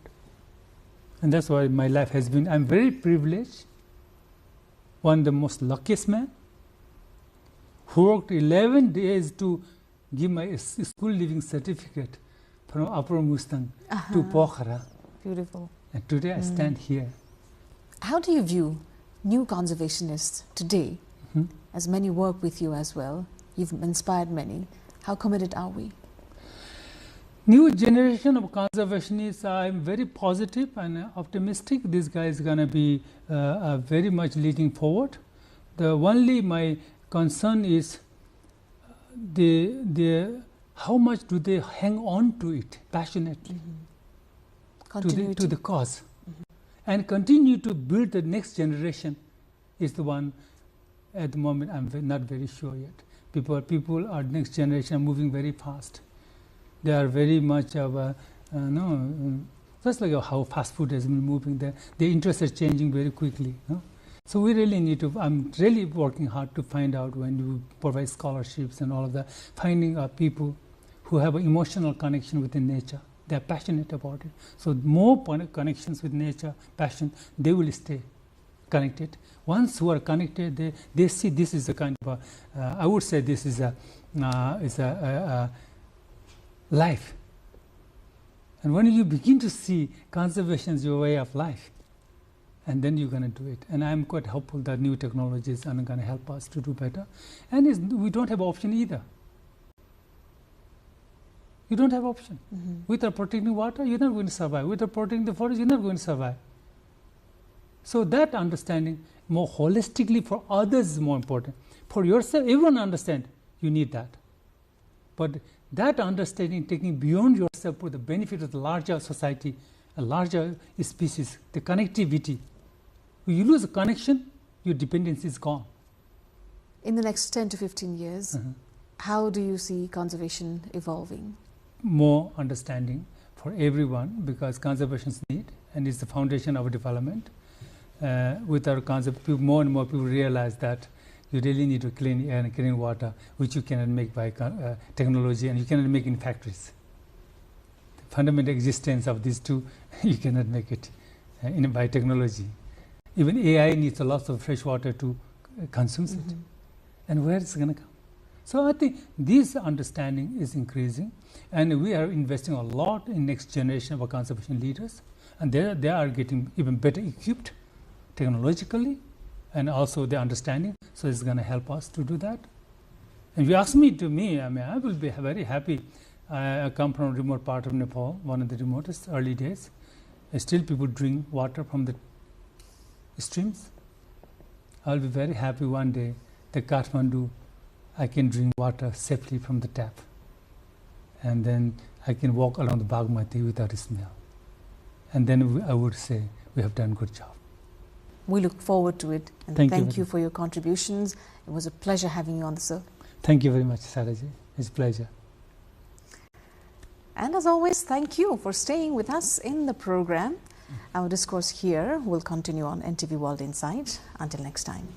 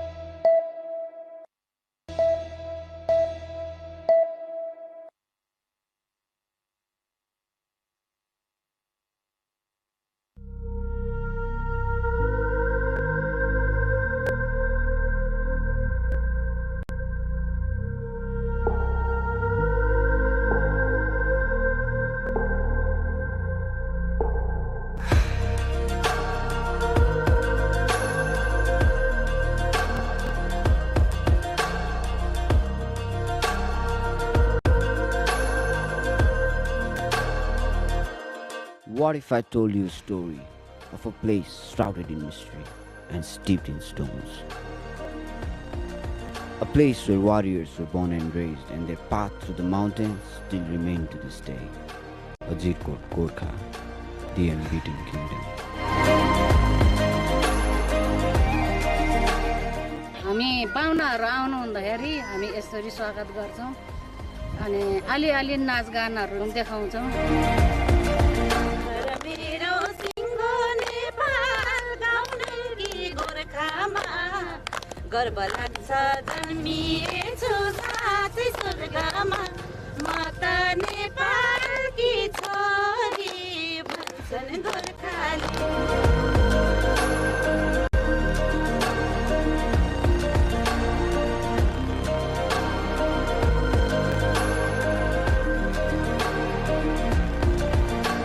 जस्तो घाटु चुड्काहरू भन्ने चाहिँ विशेष गरी हुन्छ यहाँ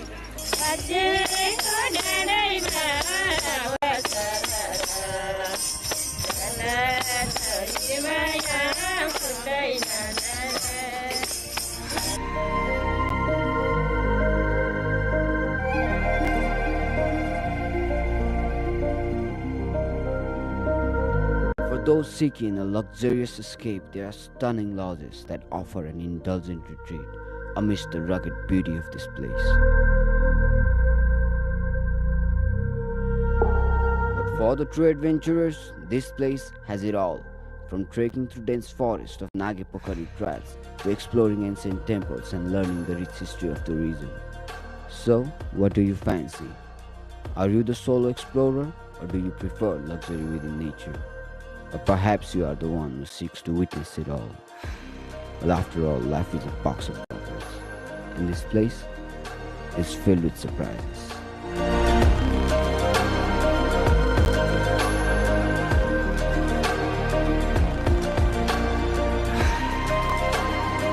Welcome to the place where magic and reality intertwine, where the wonders of nature are both breathtaking and awe-inspiring.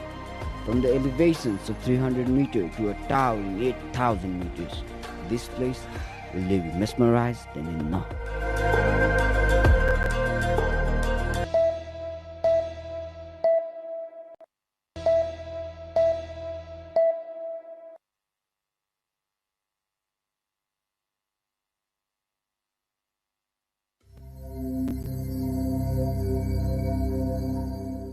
Bagmati प्रदेशका जिल्लाहरूमध्ये सिन्धुपाल्चोक पनि एक हिमाली जिल्ला हो।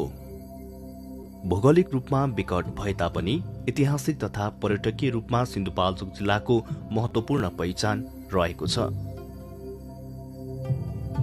मेलम्चीदेखि 6 किलोमिटर उत्तर पूर्वको दूरीमा रहेको गोल्मा स्थान गोल्मा राजा र गोल्मा रानीको नामबाट रहन गएको किम्वदन्ती छ।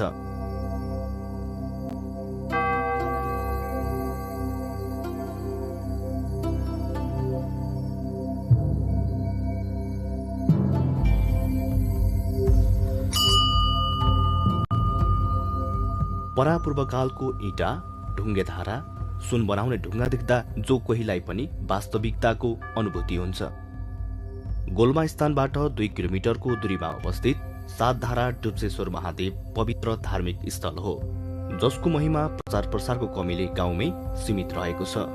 परापूर्वकालदेखि साधु सन्तहरूको तपोभूमि रहेको डुब्सेश्वर महादेवमा माघे संक्रान्तिको दिनमा झाँक्रीहरूले ढ्याङ्ग्रो जति ठटायो उति नै ढुङ्गाबाट पानीको धारा आउने सत्यता देख्दा जो कोही पनि अचम्मित हुन्छन्। यसै गरी लामा ओडार सातधारा डुब्सेश्वर महादेवबाट 2 किलोमिटरको दूरीमा पर्दछ। प्राकृतिक छट्टाले सुन्दर मनोरम देखिने यस स्थान लामाहरूको लागि अत्यन्त महत्त्वपूर्ण रहेको छ। पर्यटकीय दृष्टिले त यसको सुन्दरता र महत्त्व बडो गजबको पाइन्छ।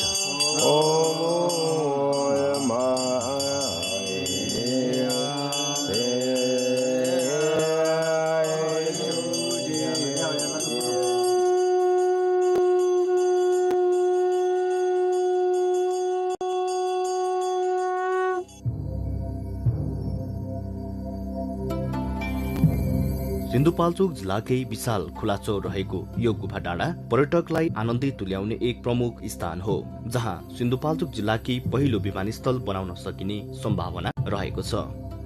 77 वटै जिल्लाहरूको नाममा झण्डा गाडिएको यस ठाउँमा जिल्लाकै गौरवान्वित जलवायुको प्रतिमा रहेको छ।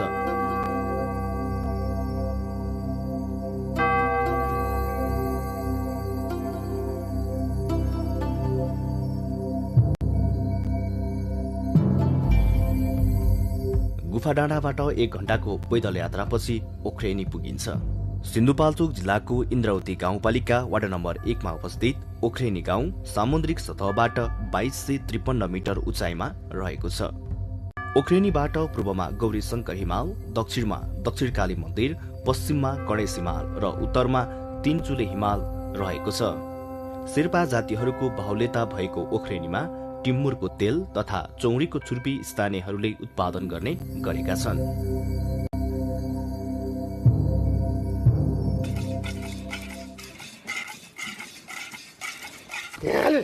हलोको चलन अझै पनि देख्न सकिने सिन्धुपाल्चोक जिल्लाको पहाडको गर्भमा लुकेको अत्यन्त सुन्दर स्थान मध्ये ओख्रेनी एक हो। नेपालका पहाडी कुना कन्दराहरू आफ्नो सुन्दरता यसै गरी लुकाएर बसेका छन्। त्यो सुन्दरता उजागर गर्ने दायित्व तपाईँ हामीको हो। ओख्रेनीबाट 1 घण्टाको उकालो चढेपछि नौलिङ्गेश्वर महादेव पुगिन्छ। जनै पूर्णिमाको दिन यस स्थानमा वर्षेनी भव्य मेला लाग्ने गर्दछ। ग्याल्पो लोसारको दिन यस ठाउँमा शेर्पा समुदायले आफ्नो परम्परा अनुसार नाचगान गर्दछन्।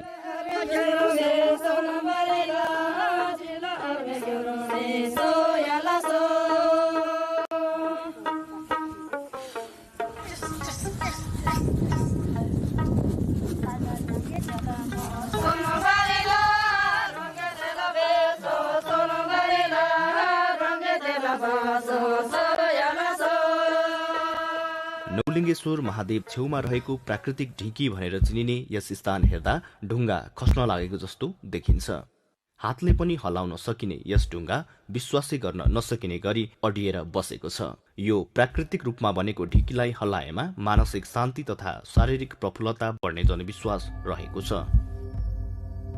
हिमालको छेउमा अवस्थित सिन्धुपाल्चोक जिल्लाको उत्तरी भेगमा रहेको अति सुन्दर, आकर्षक, रमणीय र प्राकृतिक सौन्दर्यले भरिभराउ ओख्रेनी गाउँको छानामा रहेको प्राकृतिक ढिकी पर्यटकहरूको पर्खाइमा रहेको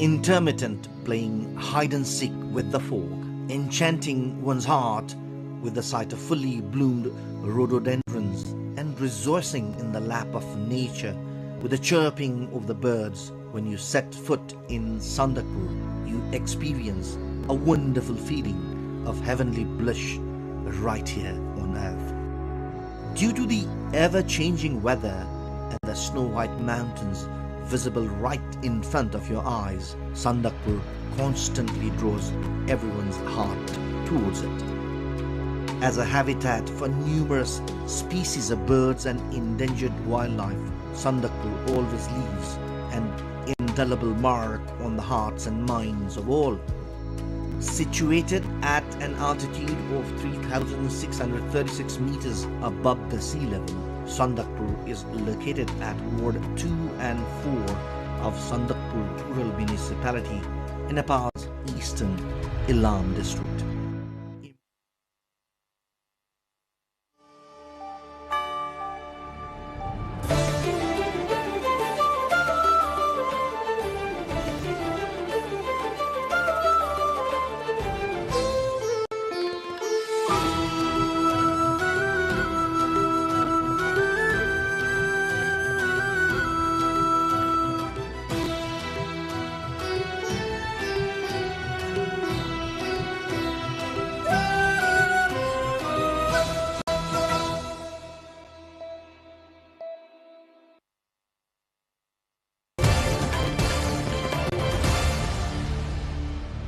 Iran and the United States have reached an agreement to end more than 100 days of war, setting the stage for detailed negotiations on the Iranian nuclear program and sanctions relief.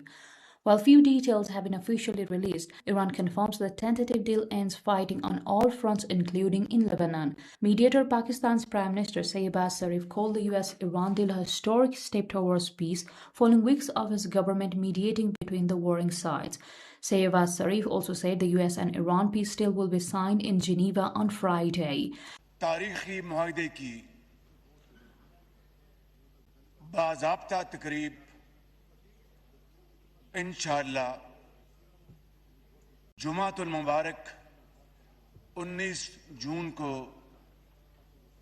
जनीवा में होगी और इस तकरीब की मेज़बानी अल्लाह के फजल करम से पाकिस्तान की होगी।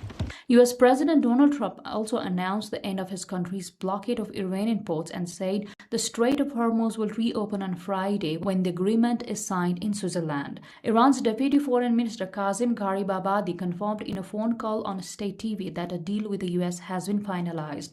While prices have fallen and shares risen after the US and Iran said they have agreed a framework deal to end the war, which US President Trump said would see the reopening of the key Strait of Hormuz shipping route. Brent crude, the global oil benchmark, dropped more than 5% to $82.84 a barrel, while stock markets rose, particularly in Asia. The deal includes an end to military operations in Lebanon, which has welcomed it. However, Israel says its forces will remain in the country indefinitely. At least 9 people have been killed in a wave of Russian strikes on Ukraine that set a major religious landmark in Kiev on fire. 4 people were killed in attacks on the Ukrainian capital, while 5 rescue workers died trying to put out a fire caused by a strike on northeastern city of Kharkiv, according to officials. The 11th century cathedral was significantly damaged in what President Volodymyr Zelensky called one of the biggest Russian crimes against Christian culture today. Russia has denied hitting the site. Meanwhile, a Ukrainian drone attack in the Russian city of Tula killed 3 people and wounded 3 others, including a 1-year-old. Drone and missile strikes set fire to buildings and cars and left more than 140,000 people in Kiev without electricity, its mayor has said. Most of Ukraine was under air-raid warnings on Monday morning. The Kiev strikes, which targeted several residential buildings, left at least 23 people wounded, while 5 others were wounded in Kharkiv. British Prime Minister Keir Starmer has announced plans to introduce a ban on social media access for children under the age of 16 in what would mark a major shift in the country's online safety policy. Speaking at Downing Street press conference, Starmer said the government will ban access to social media for all children under the age of 16. This is a big step, real change for our children and our future. because today I can announce that the government will ban access to social media for all children under the age of 16. The proposed measure is aimed at strengthening protections for minors in the digital space, though further details on implementation, enforcement, and timelines were not immediately provided. Stammer argued that the growing influence of social media platforms is contributing to rising levels of unhappiness among young people, particularly in relation to mental health, self-image, and online pressure. Social media is making children unhappy.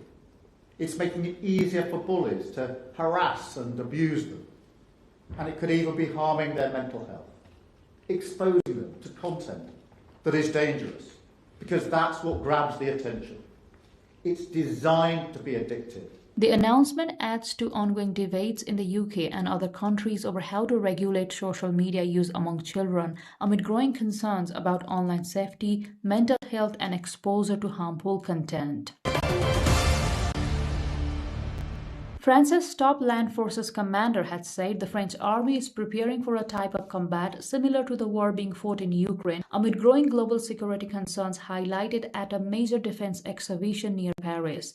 Speaking at the Eurostarry Defense Exhibition in a northern suburb of the French capital, commander of the French Army's land forces and operations said the military's priority is to be ready for high-intensity conflict scenarios. The comments came as military delegations, defense manufacturers, and security officials gathered at one of the world's largest land and air-land defense exhibitions, where modern warfare technologies and battlefield systems are on display. The remarks underscore growing European military focus on readiness and deterrence in the context of the ongoing war in Ukraine and shifting global security dynamics. An Egyptian-led international research team has uncovered a fossil site dating back 62.2 million years in Egypt, offering fresh insight into how modern marine ecosystems emerged after the extinction of dinosaurs. Located in the eastern desert, the newly discovered site contains hundreds of exceptionally well-preserved marine fish fossils representing more than 20 previously unknown species. Scientists have long struggled to understand what happened in the oceans following the catastrophic asteroid impact that ended the age of dinosaurs and wiped out roughly 3/4 of all species on Earth around 66 million years ago. Fossils from that period, known as Patterson's Gap, are usually fragmented and hard to decipher. With 3 complete fish skeletons unearthed at the Egyptian site, the discovery is being termed as a major scientific breakthrough. Scientists say this provides a rare snapshot of how marine life recovered and reorganized in the aftermath of the global ecological collapse. They added the findings challenge long-standing assumptions about the pace of marine evolution following the extinction event. China's Shenzhou 2-3 spacecraft crew have carried out an extensive host of scientific experiments 3 weeks into their deployment aboard the orbiting Tiangong space station. The 3 astronauts, mission commander Zhu Yangzhu, Zhang Jiaozhong, and Lai Ka-ying, arrived at the space station on May 25, just hours after launching from the Jiuquan Satellite Launch Center. Over the past 3 weeks, the crew have conducted experiments in areas including life sciences, material sciences, microgravity, fluid physics, aerospace medicine, and new space technologies. Last week, they carried out cytological research, completing the observation, recovery, and preservation of cellular samples. They utilized the station's specialized scientific globe box to collect samples for a study on how space biological phase separation impacts lipid metabolism. The crew also have completed the 4th extravehicular installation of the Space Radiation Biology Exposure Experiment device. Environmental monitoring was also performed, with the astronauts using specialized meters and personal dosimeters to measure acoustic and noise levels within the space station.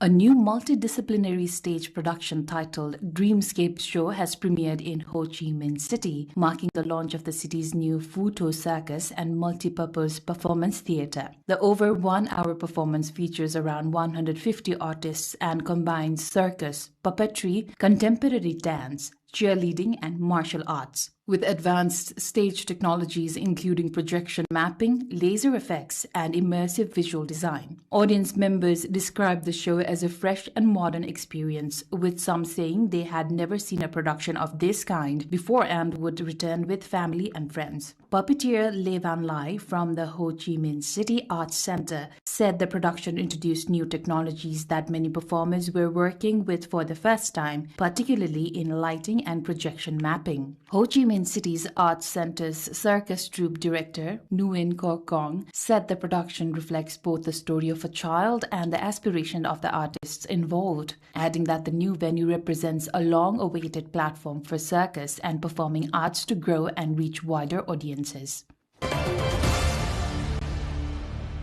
Thousands of people gathered near the heavily fortified Demilitarized Zone, DMZ, separating North and South Korea for the DMZ Peace Train Festival, a cultural event featuring music and performances close to one of the world's most militarized borders. Held just a few kilometers from barbed wire fences and minefields, the festival brought together artists and audiences in a symbolic display of cultural expression in a region long defined by division and military tension. The event featured live music performances and drew large crowds of festival goers, marking a rare cultural gathering in an area historically associated with decades of geopolitical conflict and silence. Organizers said the festival aims to promote peace and dialogue through the arts, using music as a medium to bridge historical divides on the Korean peninsula. The DMZ, established after the 1953 Korean War, remains a heavily guarded buffer zone between North and South Korea.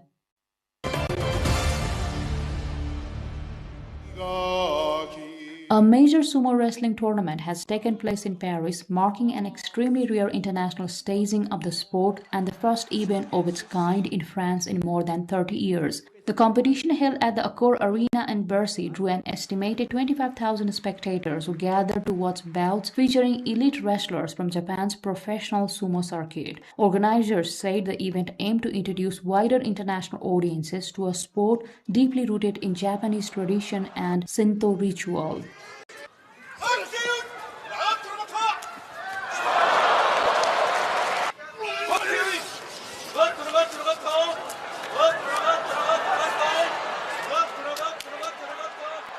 Sumo, which dates back centuries, combines athletic competition with ceremonial practices that reflect its regional and cultural origins. The Paris tournament featured traditional rituals alongside the matches, offering audiences a glimpse into the sport's heritage. The event underscores growing international interest in sumo, which largely remains centered in Japan, but occasionally stages exhibition or tournaments abroad to promote global engagement with the sport.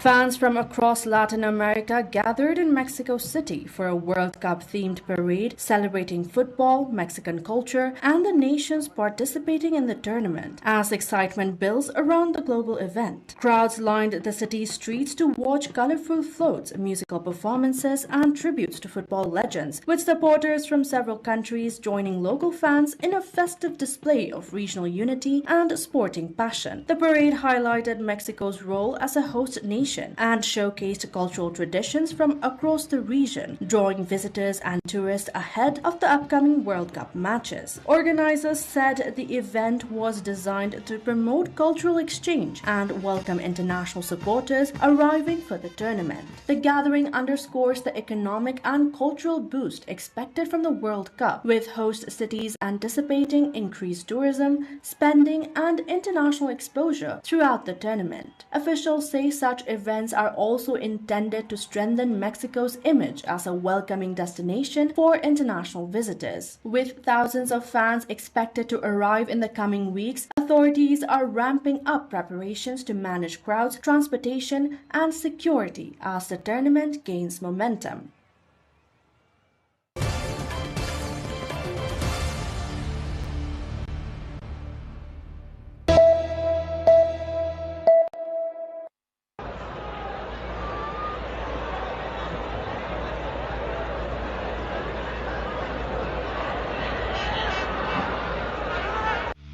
Only after 6 decades of the institutional development of the now popular game of cricket did Nepal get the opportunity to play in the World Cup. Although cricket was introduced in Nepal during the Rana regime, the sport was confined to a limited number of people, namely the elite. It all started with equipment brought by students returning from their studies in Britain and India.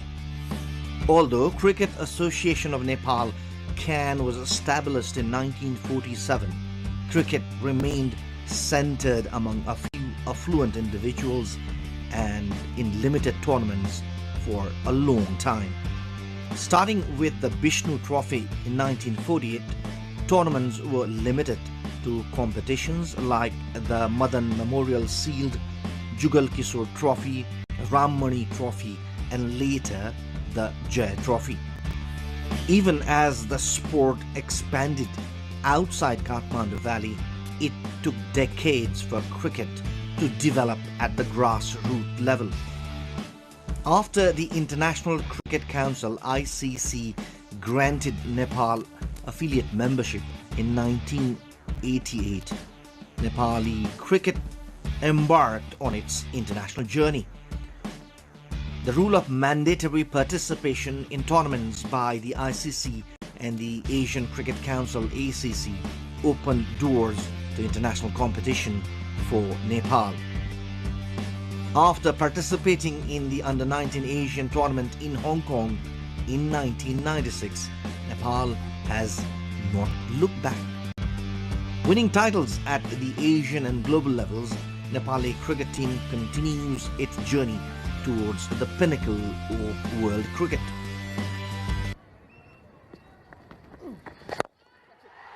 Goes down the ground because he was given that line outside off stump, so the first boundary of the contest, a handsome one. Initially confined to Turikhel in Kathmandu, many international tournaments were hosted in Nepal after an international standard ground was built in Kirtipur. Nepal has also shown its proactiveness in differently abled cricket tournaments like the T20 World Cup for the blind in 2012 and the Asian Cricket Tournament for the deaf. Nepali women's national cricket team has also achieved remarkable success in a short period of time. The latest addition in Nepali cricket is the floodlit Tribhuvan University Cricket Stadium and the Nepal Premier League that has provided opportunity for Nepali players to rub shoulders with world-class players.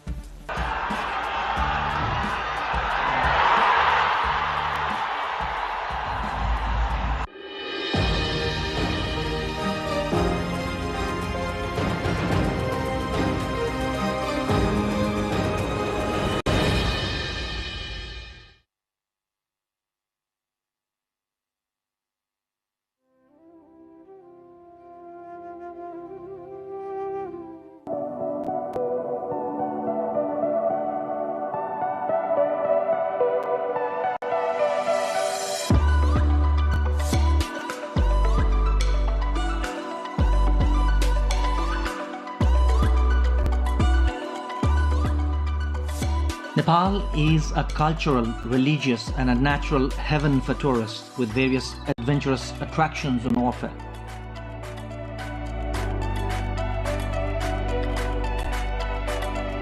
Nepal is undoubtedly one of the best tourism destinations in the world.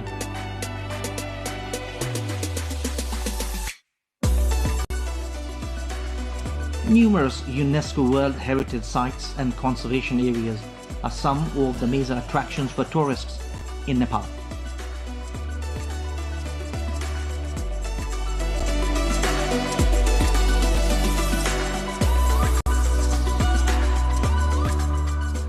In addition, the natural, cultural and religious uniqueness of the country has been drawing large number of foreign tourists. Every place on earth has its own geography, cultural identity, environment, food and lifestyle. They collectively become the identity of the place. Especially the places attracting tourists got to have their own diversity and uniqueness. Madhya Province is one such place with its unique cultural identity and geography.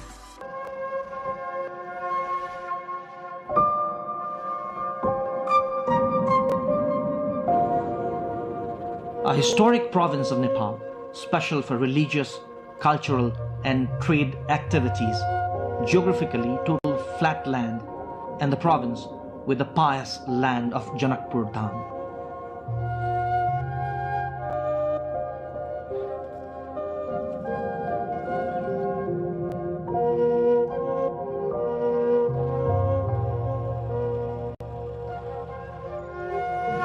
Some of the major destinations in Madhya Province are Janakpur Dham, Parsa Wildlife Reserve, Salhes Garden, Gadimai, Jaleswarnath Mahadev. Madhya Province has an illustrious past as the capital of the ancient Mithila kingdom with archaeological heritages of the era, cultural and religious destinations.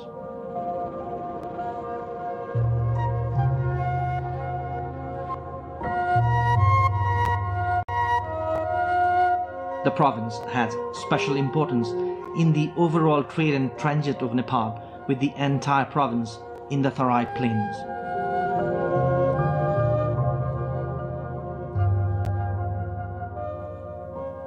The province is very important for tourism in Nepal, though appears to be slightly backward in social, educational and health awareness.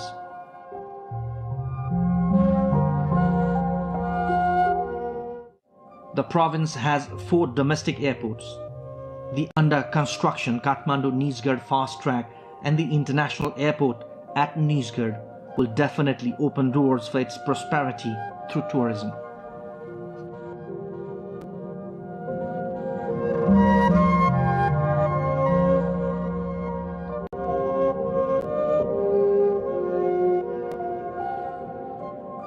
All the tourism destinations are well equipped in terms of infrastructures, but some await road network connection. The need to explore new destinations and promote the existing ones has been long felt. These are some of the major tourism destinations of Province 2, which draw hundreds of thousands of tourists every year. The Janaki Temple. The Janaki Temple, in the birthplace of Sita, the better half of Lord Rama, is a pious place for Hindus. The famous temple in itself is an epitome of ancient Mithila art and culture.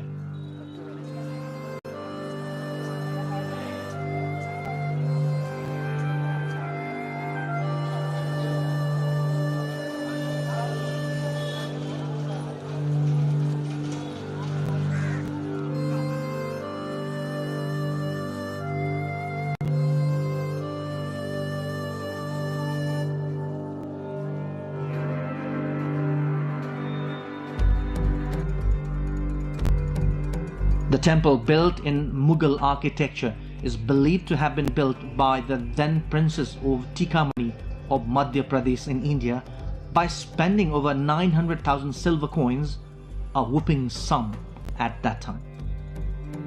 Thus, the temple is also known as Naulakha Temple.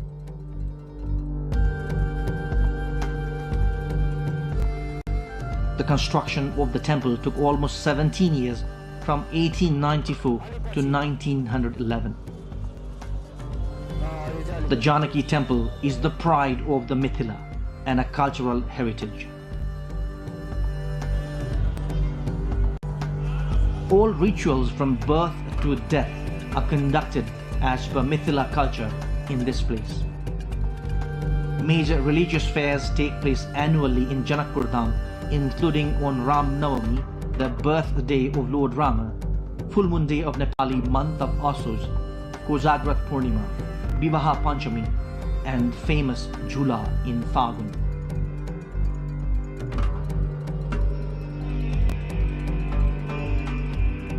This massive temple is not just a heritage for Nepalese, but for all the Hindus across the world. Janaki Temple stands out as the place drawing most number of tourists in Madhya province every year.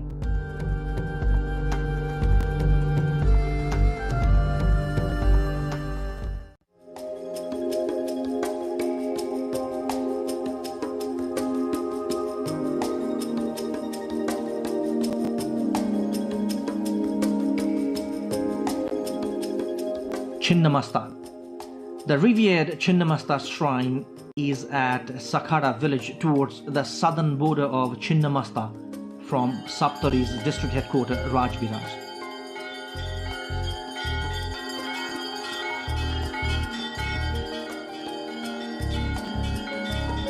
Chinnamasta is one of the revered shrines known for fulfilling worshippers' wishes. The shrine is about 10 kilometers drive from Rajviraj.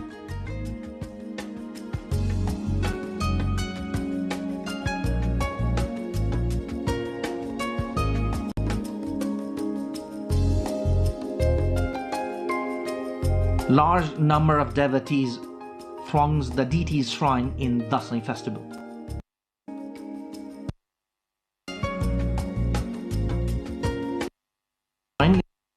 Of the religious tourists here are either domestic or from India. The history of Chinnamasta deity's shrine with immense religious tourism potential is connected to the history of Simrongarh.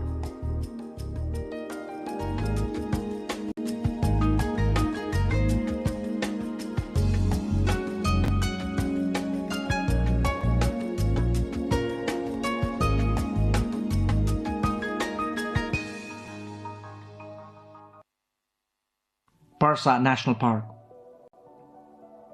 The Parsa National Park along the border of Parsa, Bara and Makwanpur districts is the youngest national park in the country. The earlier wildlife reserve has been transformed now into a national park.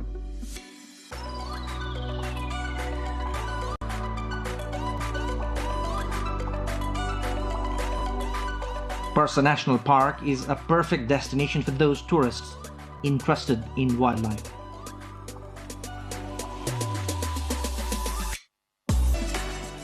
The national park is well known for the local wild elephants. Parsa National Park is home to some exotic wild animals including the Barasingha, blue bulls and the Bengal tigers. Likewise, birds including very rare spiny babbler, cranes and reptiles like pythons are found here. The number of domestic as well as foreign tourists visiting the national park has increased after development of tourism infrastructures in the area.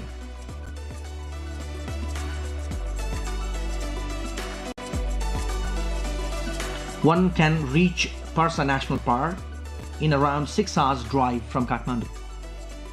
Spread across Chitwan, Makwanpur and Parsa districts, the Parsa National Park is home to some endangered wild animals and birds. The major attractions here are Bengal tiger, one-horned rhinos, wild elephants, leopards, Gaur bison or the Gauri Gai, among others.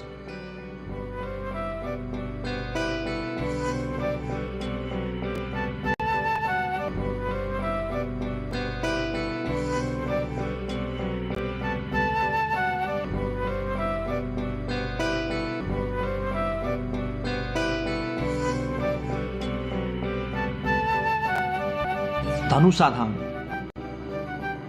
The Dhanus temple at Dhanusadham municipality of Dhanusa district is an important tourism destination of Madhya province.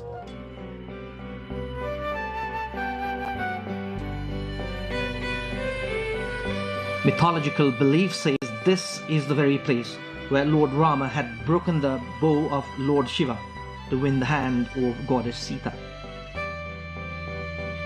It is believed that the Pinak bow of Lord Shiva broke into 3 pieces when Lord Rama tried to fix the string on it.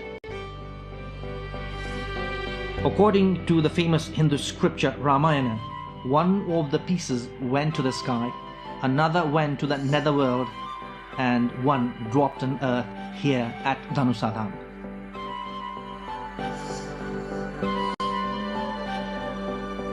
The Dhanush temple is just 15 kilometers drive from the Janakpur Dham. The name of the place has been derived as Dhanusadham from the legend of Ramayana and also the district known as Dhanusa.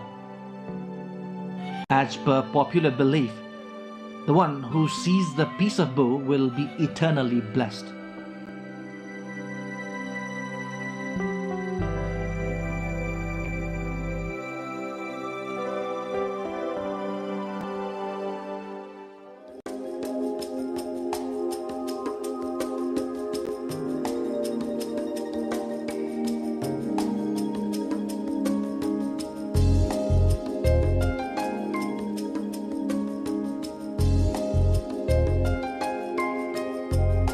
Birganj is Nepal's major business center. Not just known for trade and commerce, Birganj of Parsa district also draws a lot of tourists.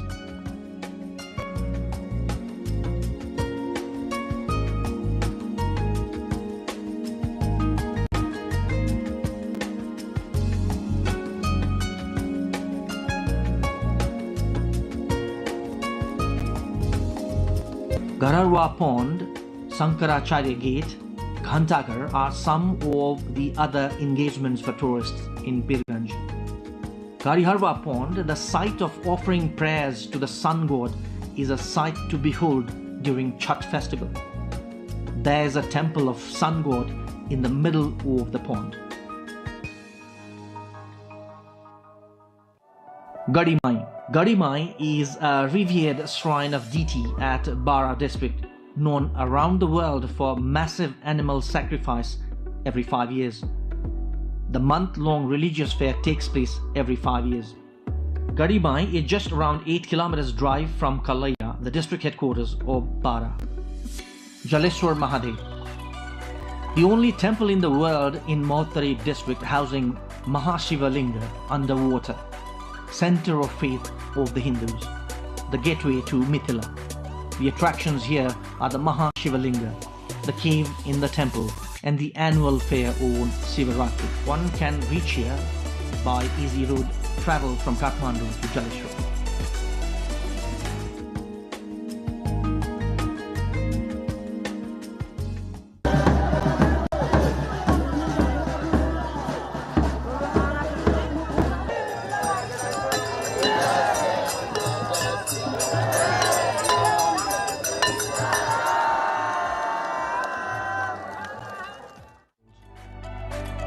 One can reach the Salahis garden just 3 kilometers ride from Lahan Bazar of Lahan municipality in Siraha district.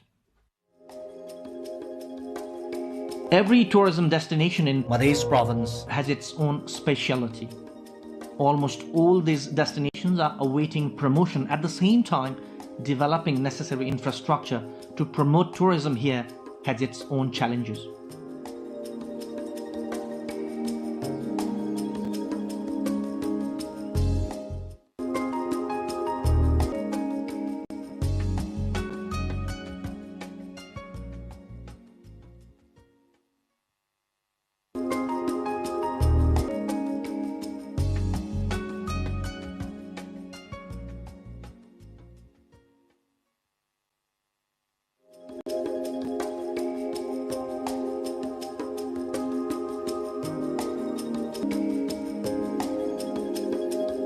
Tourism could be the road to prosperity for province too, if only the government pays little more attention in developing and promoting potential destinations.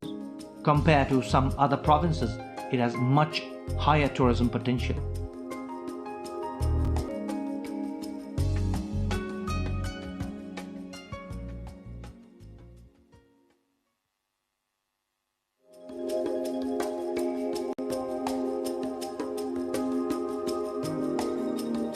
Upgrading the dilapidated roads and highways is important, in addition to operating regular air services.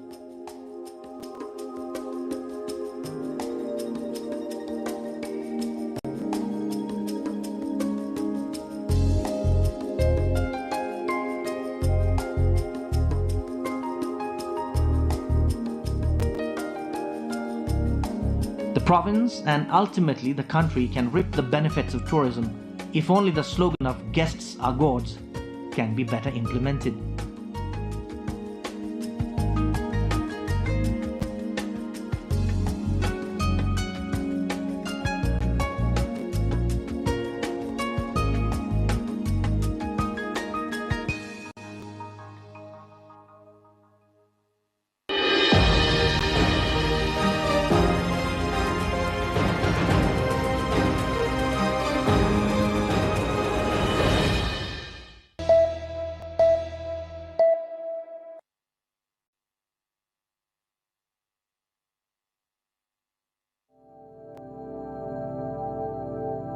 Dai Lake in Karnali province is a geographically remote district, yet rich with untapped potential for tourism. Stepping into Dai Lake, celebrated as a treasure trove of Khas art, culture and heritage, brings a unique sense of joy. Journey begins amid its natural beauty, leading us toward Mahabu Rural Municipality. As we leave the mid-hill highway, the terrain becomes challenging, with hilly, muddy roads demanding patience and skill. Long lines of vehicles crawl carefully along the cliffs, reflecting both the difficulty of the route and the enduring devotion of Mahabu Dham. Many travelers choose to continue on foot, advancing step by step toward their destination. Passing through Channa, Dasarathi, Okharbanz, Bhavsaini, Noli and Unipata, pilgrims ascend the slopes toward Lisne before finally reaching Mahabu Patan. Pilgrims from Dai Lake and nearby districts often arrive late at night, having begun their journey the previous day. The path to Mahabu Dham is thrilling, adventurous and breathtaking, made even more dramatic by the steady rain, drifting fog and steep inclines. Yet the journey itself feels uniquely rewarding.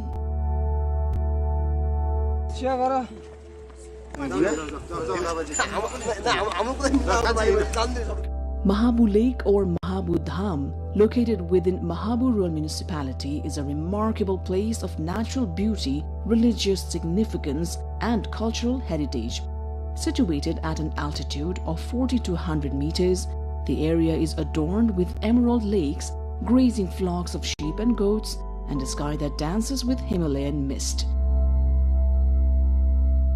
Every year, during Janai Purnima, a grand fair is held here, drawing thousands of devotees from across the region. Mahabu Dham's spiritual importance is deeply rooted in the ancient worship of Lord Shiva, revered here as the origin site.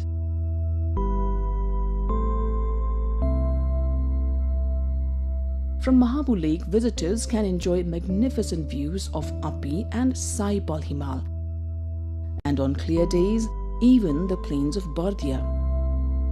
Given its religious importance and natural splendor, Mahabu Dham holds immense potential as a religious tourism destination. Improving the rough, narrow access roads is essential for supporting this growth. Mahabu Dham is more than a pilgrimage site. It is a confluence of culture, history, faith, and nature. To truly appreciate its significance, one must visit Mahabu Lake at least once, immerse oneself in its natural beauty, and experience the serene environment that leaves a lasting impression.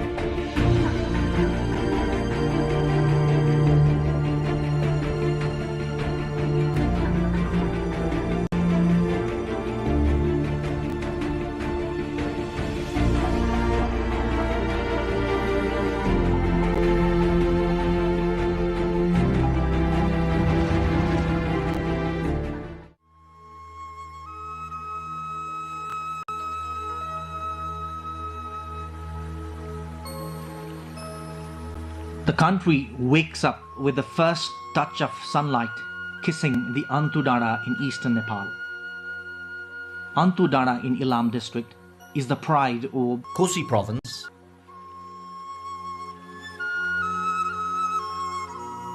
Nepal's eastern Kosi province spreads across 26,000 square kilometers and has 14 districts.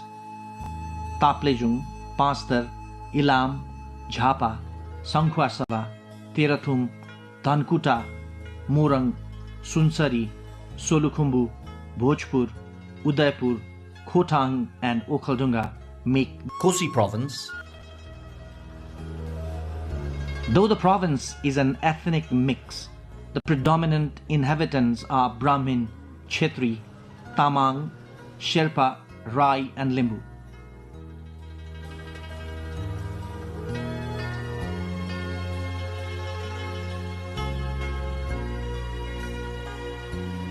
Kosi province, with the capital Biratnagar, is geographically very diverse.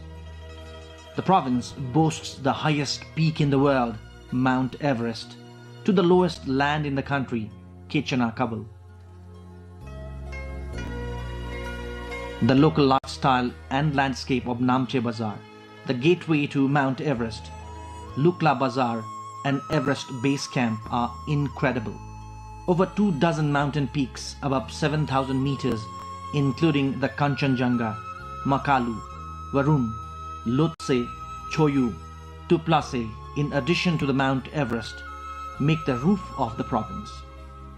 The potential of tourism in the province is also as high as the Mount Everest.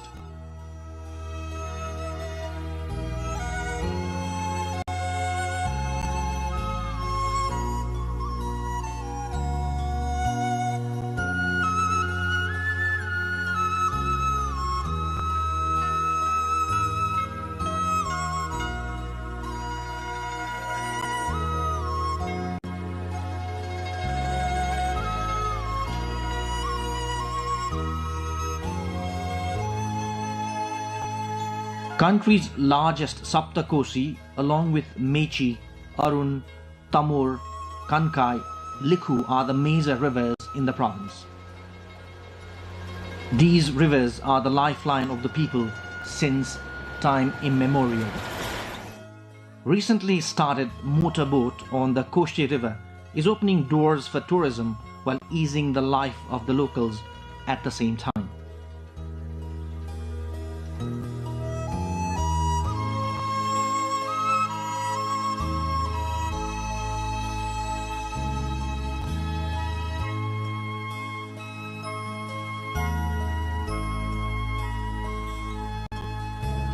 Situated at just 70 meters above the sea level, Kechana Kabul in Jhapa is the lowest point in the country.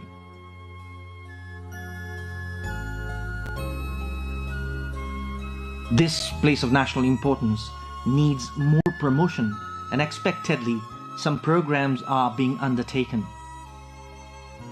The world-renowned Kosi Tappu Wildlife Reserve, Sagarmatha National Park, Makalu Varun National Park and Kanchenjunga Conservation Area are some of the major attractions in Kosi province.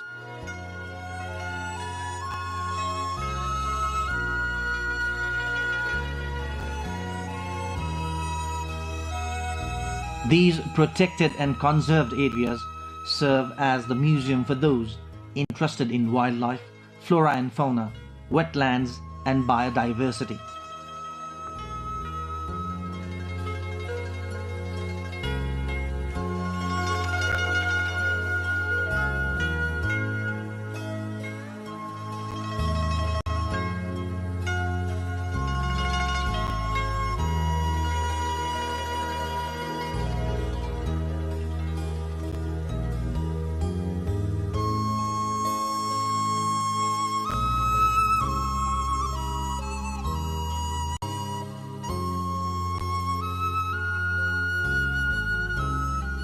The number of people thronging Antu Dara in Ilam round the calendar to watch the sunrise is increasing by the day.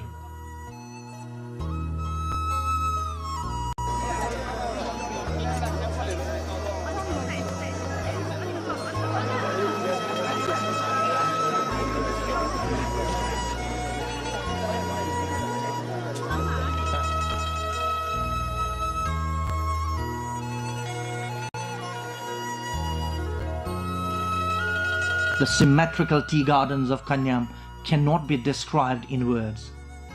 Prosperity along with natural beauty is the speciality of the province. No foreign or domestic tourist returns disappointed from this place.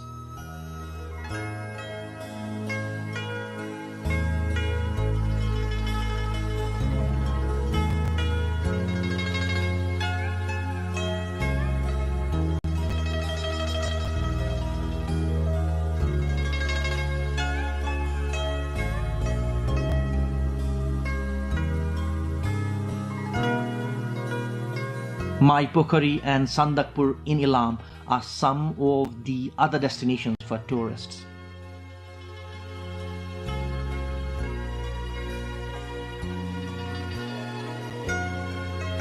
Sandakpur is probably the only place in Asia from where one can enjoy the panoramic view of around 60 mountain peaks.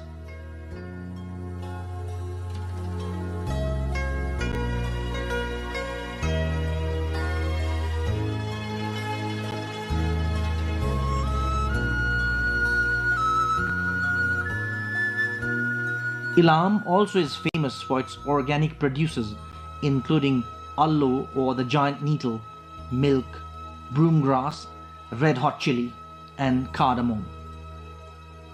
The hill station or Bedetar along the border of Sunsari and Dhankuta, Namaste waterfall in Dhankuta, Hile Bazaar, and Todke waterfall are some of the other destinations for tourists. The 90 feet tall Namaste waterfall, just 10 kilometers away from Bedetar, is attracting many tourists of late.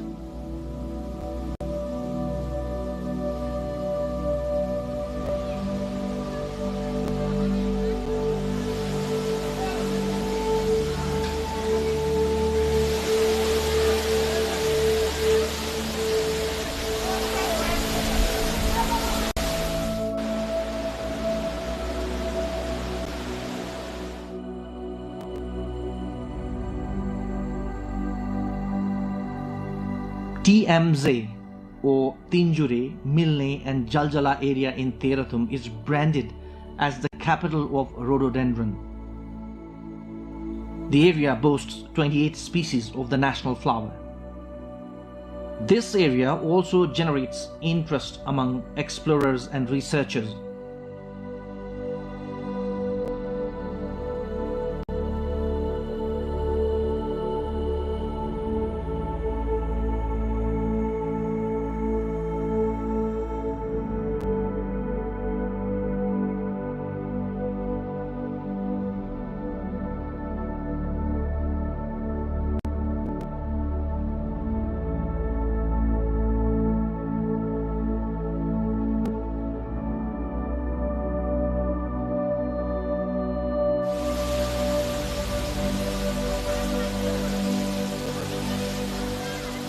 The 365-meter tall Hathung waterfall is the tallest in Asia and the pride of Nepal.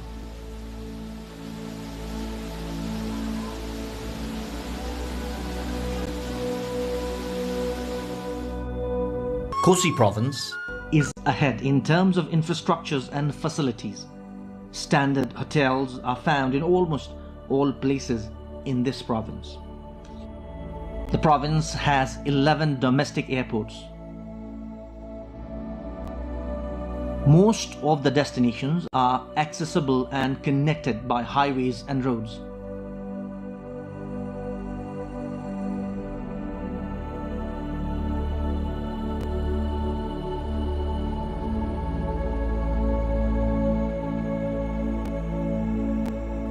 The Pathivara temple, situated at 3,794 meters above the sea level, is the combination of spirituality, natural beauty, and tourism.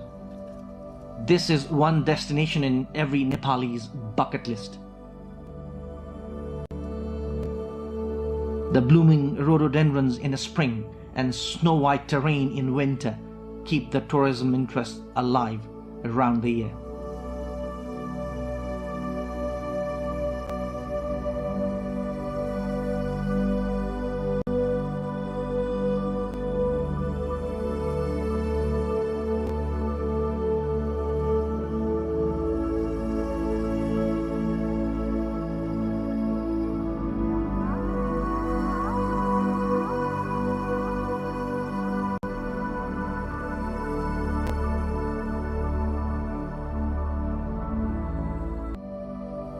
There are many other similar religious sites in Kosi Province, Halesi Mahadev Temple and the Basaha Cave of Khotan.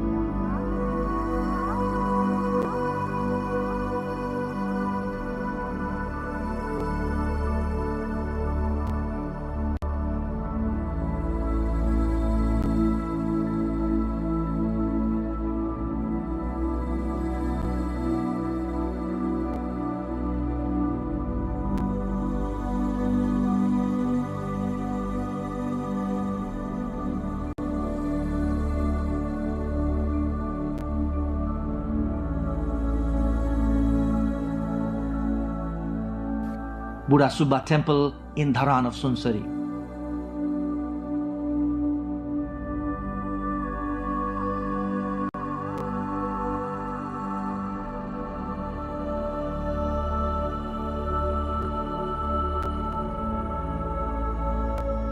Barha Kshetra of Sunsari.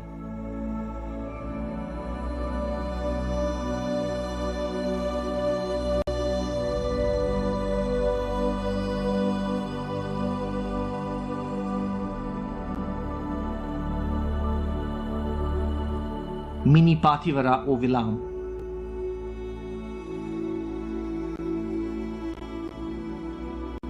Arjundhara of Jhapa of the Mahabharata myth.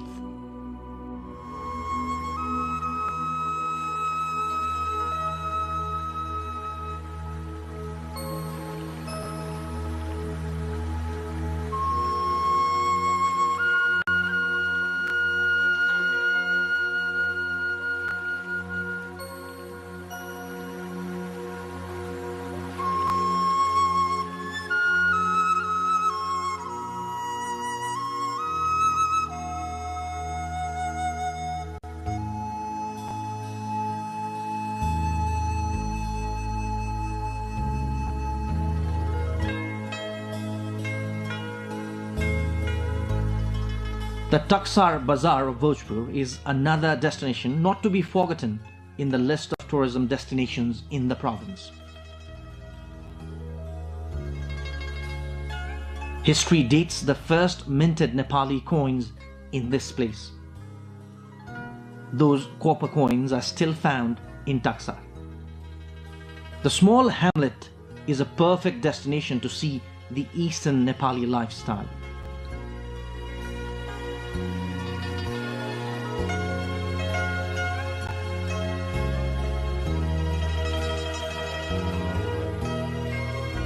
Kosi Province is equally rich in its unique culture and traditions.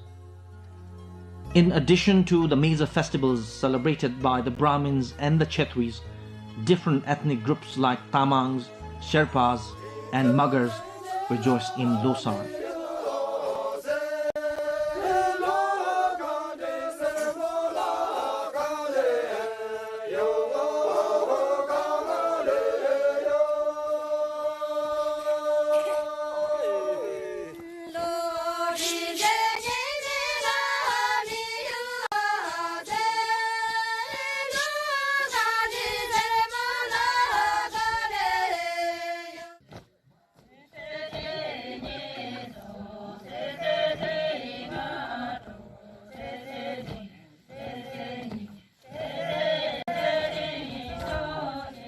The Shabru dance of the Sherpas, a special ritual in Losar, is internationally renowned.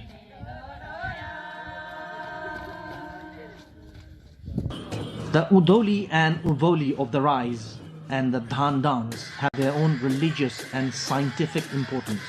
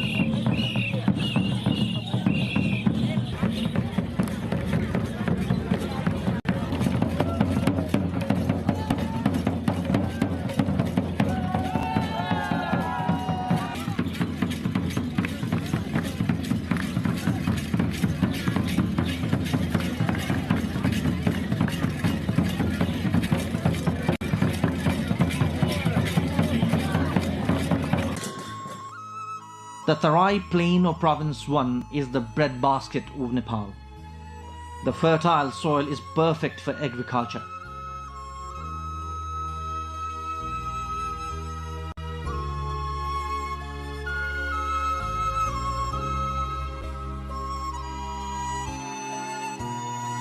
Tea gardens from the lowland of Japa to the height of Solukhumbu are some of the major cash crops here. These tea gardens also attract numerous tourists in the region.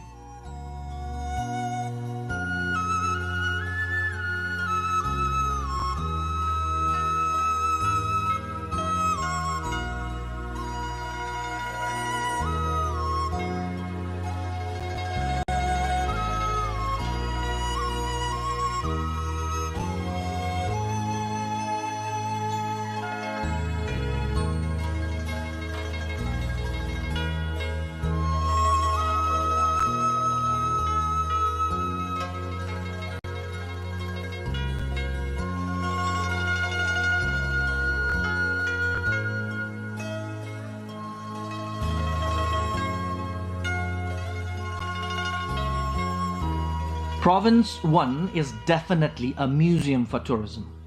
The natural beauty, religious heritages, abundance of natural resources, cultural diversity, and many more. Each and every hamlet and settlement, hills and mountains, rivers and ravines in the province have their own unique identity and speciality.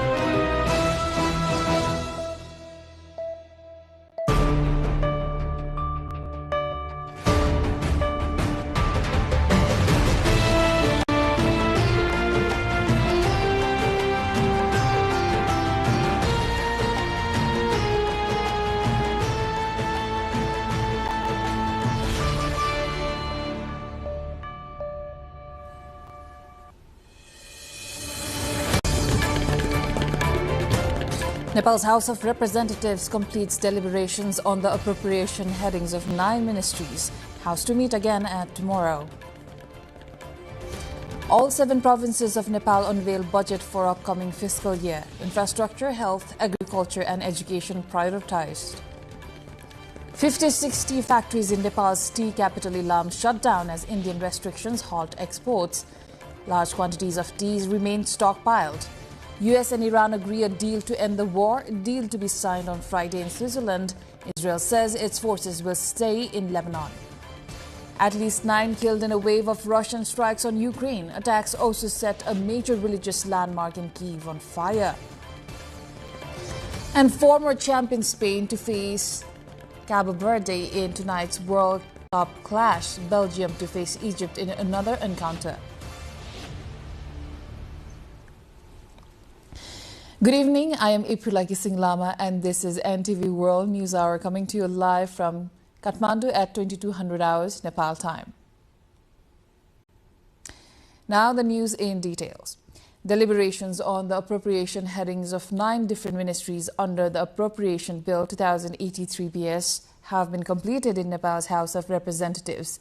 Today, discussions were held on the appropriation headings of the Ministries of Youth, Labour and Employment, Industry, Commerce and Supplies, Agriculture, Forestry and Environmental Information and Communications, Culture, Tourism and Civil Aviation, Education and Sports, Health and Food Safety, Land Management, Cooperatives, Federal Affairs and General Administration, and Women, Children, Gender and Sexual Minorities and Social Security. 12 MPs participated in the discussion on the appropriation headings of the ministries with proposals for expenditure cuts. The House of Representatives will meet again at 11 a.m. tomorrow.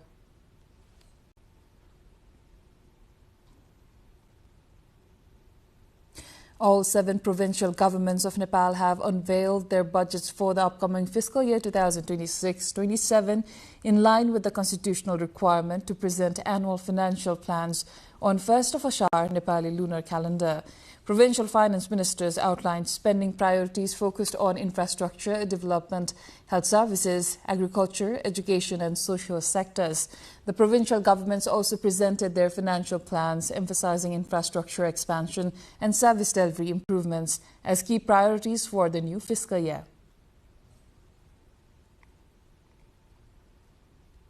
Now we will present an in-depth report on provincial government's detailed budget later in the bulletin. 56 Orthodox tea factories in Ilam and other hill districts have suspended operations after export disruptions to India left large volumes of tea stockpiled and unsold. Tea entrepreneurs say India's new import procedures have effectively halted Nepali tea exports for the past 6 weeks.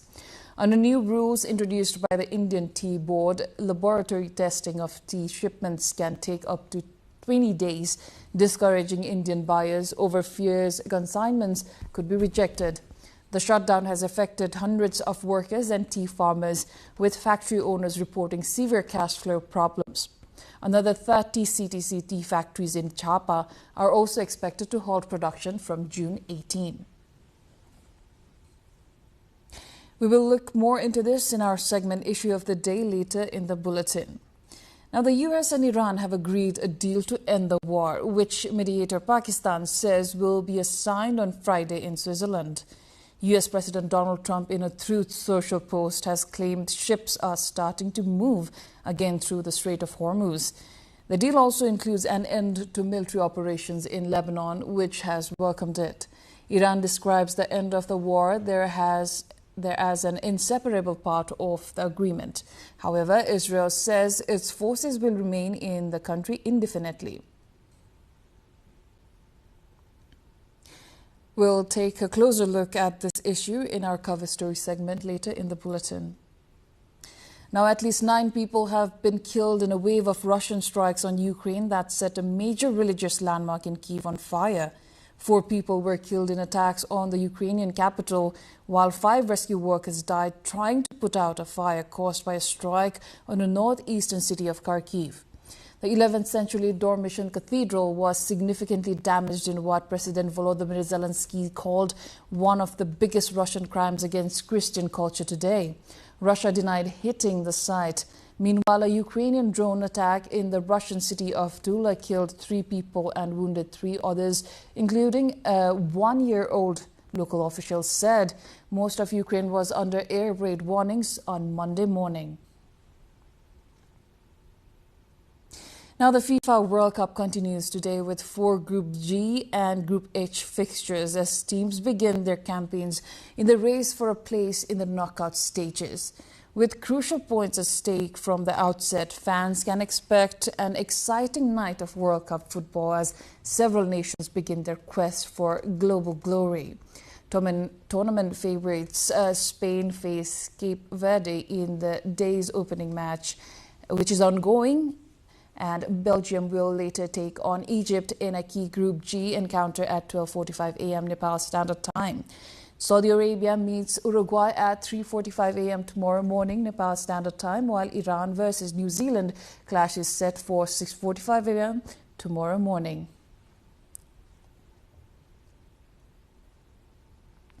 Nepal's tea belt just hit a pause. 56 Orthodox factories in Ilam have shut their doors after Indian imports bottlenecks left tea piling up and spoiling.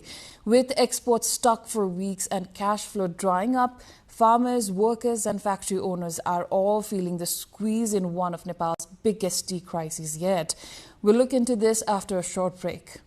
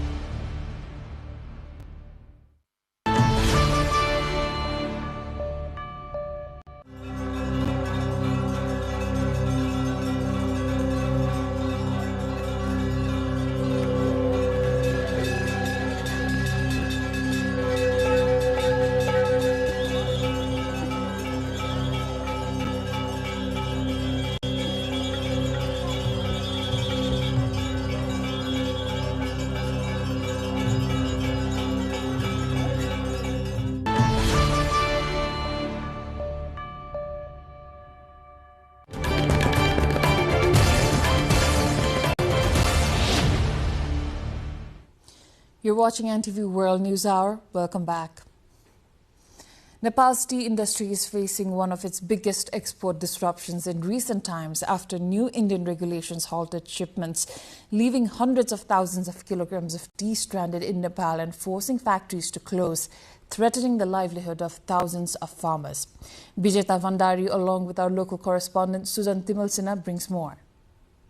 India's new tea export standards are threatening the livelihoods of thousands of Nepali tea farmers and workers, forcing 53 tea processing industries in eastern Nepal's Ilam district to shut down production since Monday. Ilam district is known as the tea capital of Nepal. This new Indian tea export standards have affected more than 2,900 tea farmers in Suryodaya municipality of Ilam, where tea is cultivated in 33,655 ropini of land, producing around 20 million kilograms of green tea leaves annually. According to the Suryodaya Orthodox Tea Producers Association, over 300,000 kilograms of Nepali tea that had already reached the Indian market has been held up during mandatory quality testing, while more than 700,000 kilograms of processed tea remains stockpiled at local factories. Nepal's tea exports to India have faced recurring obstacles for the past decade, with the Indian Tea Board introducing new regulations and quality testing requirements almost every year. अब यहाँबाट हामी Europe पठाउँछौं Japan जान्छ त्यो Europe जापानमा चाहिँ पास भइराको छ भने इन्डियामा गएर त्यही चियाहरु फेल भइराको छ. The shutdown has directly affected both factory workers and tea leaf pluckers. Suryodaya Tea Association Chairman Dilli Shrestha says the latest measures have made it impossible for industries to continue operating, forcing factories to suspend production. पहिला चाहिँ प्रधानमन्त्रीहरुले अब के गरेर छिटै समस्या समाधान हुन्थ्यो र फर्किहाल्थ्यौं. अब यसपालि चाहिँ टी बोर्डले ल्याएको समस्या हो. यो चाहिँ हाम्रो पहुँच भन्दा बाहिरको समस्या हो. यो हाम्रो मात्रै समस्या होइन. Industry representatives say the crisis stems from a standard operating procedure introduced by the Indian Tea Board on May 1st, requiring mandatory quality testing of every tea consignment exported from Nepal. Entrepreneurs argue the rule has significantly increased commercial risk as test reports take more than 2 weeks to arrive and tea cannot be sold until results are received. As well, consignments that fail testing must either be destroyed or returned.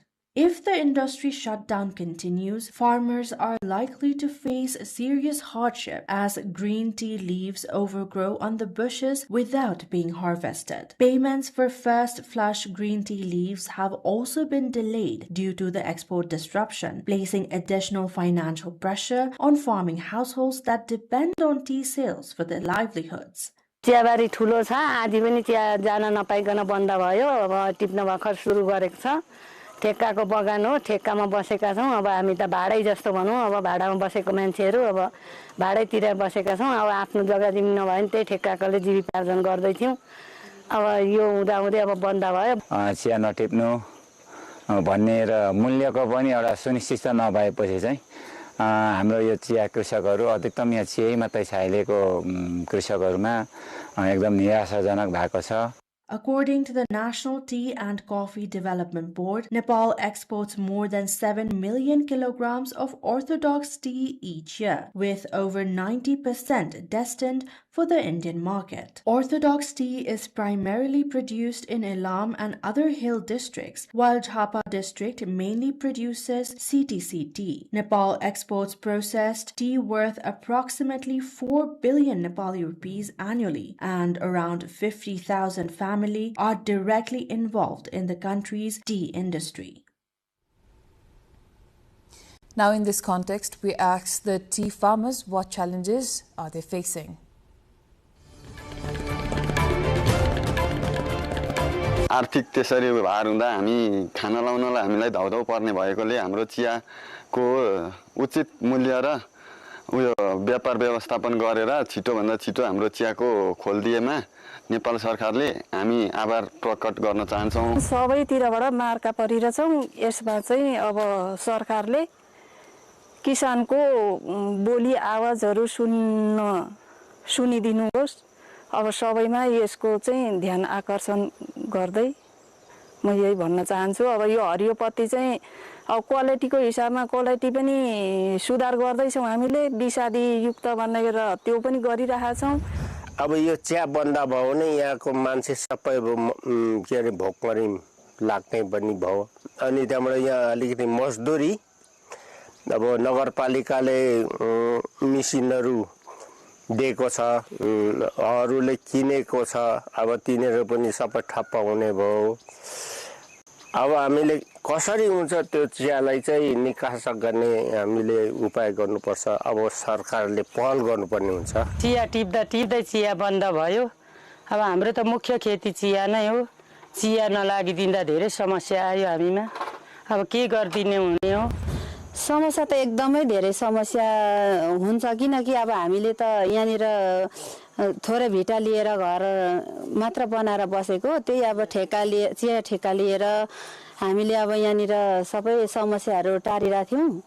अनि धेरै नै समस्या छ. अब ठेका केबाट बुझाउने यो चियाकोमा चाहिँ सारै हामी दुखी भयौं. अब गर्दा गर्दै बन्द भएपछि अब ठेक्का तिर्ने त कुरै हरायो. हाम्रो त भातै खाने नै उपाय नै छैन अहिले त.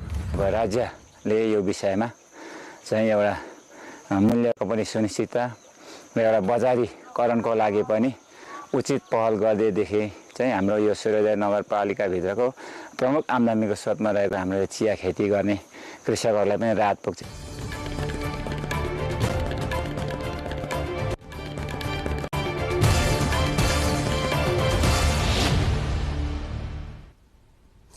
A war-ending deal, falling oil prices and hopes of people returning home. Has the Middle East turned a corner after the break? What the US-Iran agreement means for the region and the world.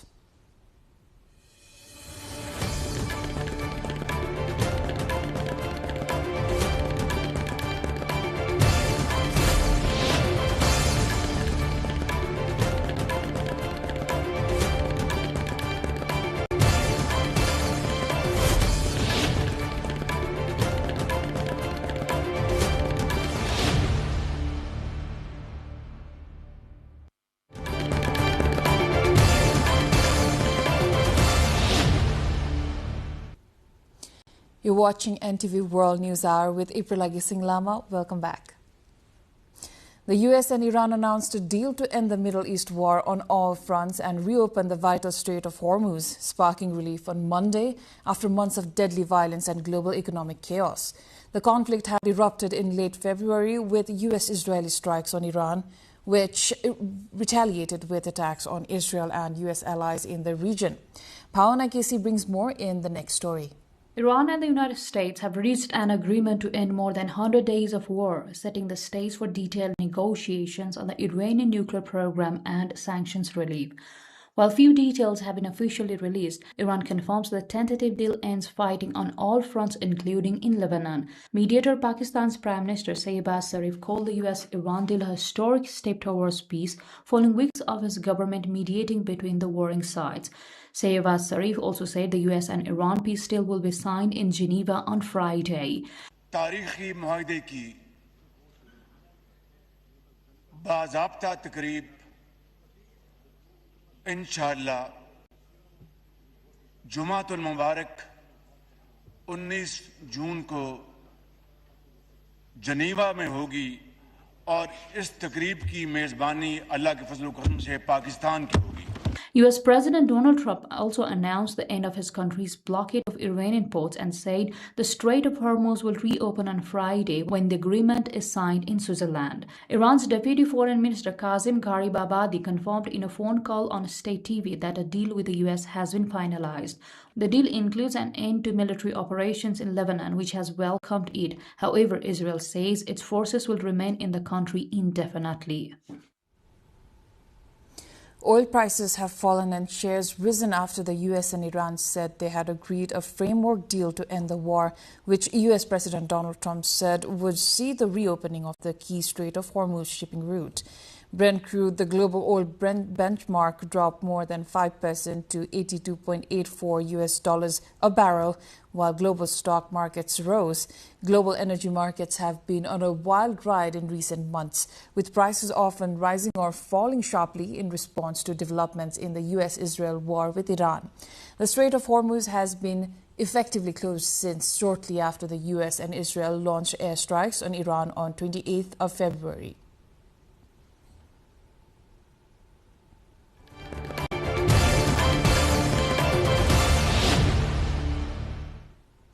That was the cover story of the day. Now we move to other updates. Nepal's Finance Minister Dr. Swarnim Wagle has said that the budget for the upcoming fiscal year has been designed with a focus on long-term economic reforms rather than short-term popularity. Responding to questions raised during discussions on the estimated revenue and expenditure for fiscal year 2025-26, in the National Assembly, he acknowledged challenges in budget implementation but expressed commitment to moving forward with a new approach.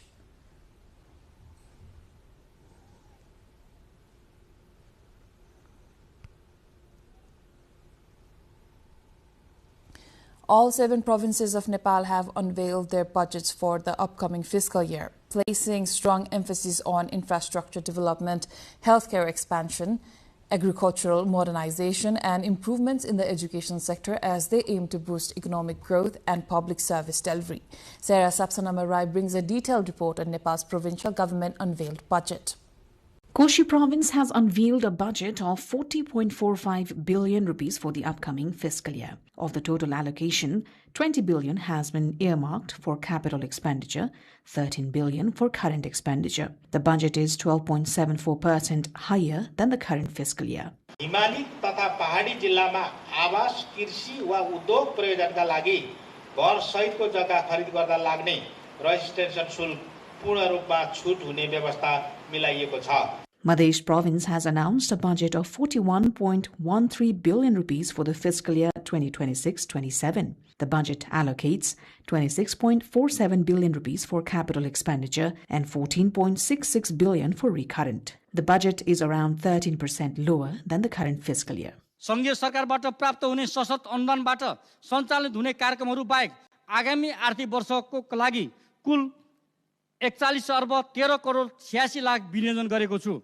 Bagmati province has presented a budget of 66.09 billion, the largest among the provinces. The government has allocated 43.09 billion rupees for capital expenditure and 22.09 billion for current expenditure, with a focus on employment, entrepreneurship and production.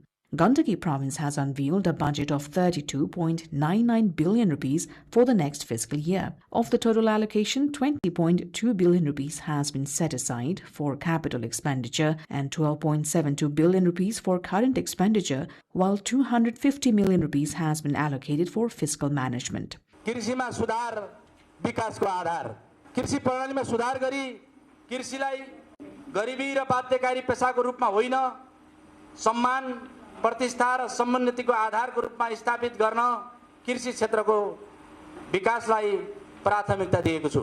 Lumini province has announced a budget of 37.38 billion rupees as the government allocates 22.71 billion for capital expenditure and 11.11 billion rupees for recurrent expenses. The budget is 1.53 billion rupees lower than the current fiscal year.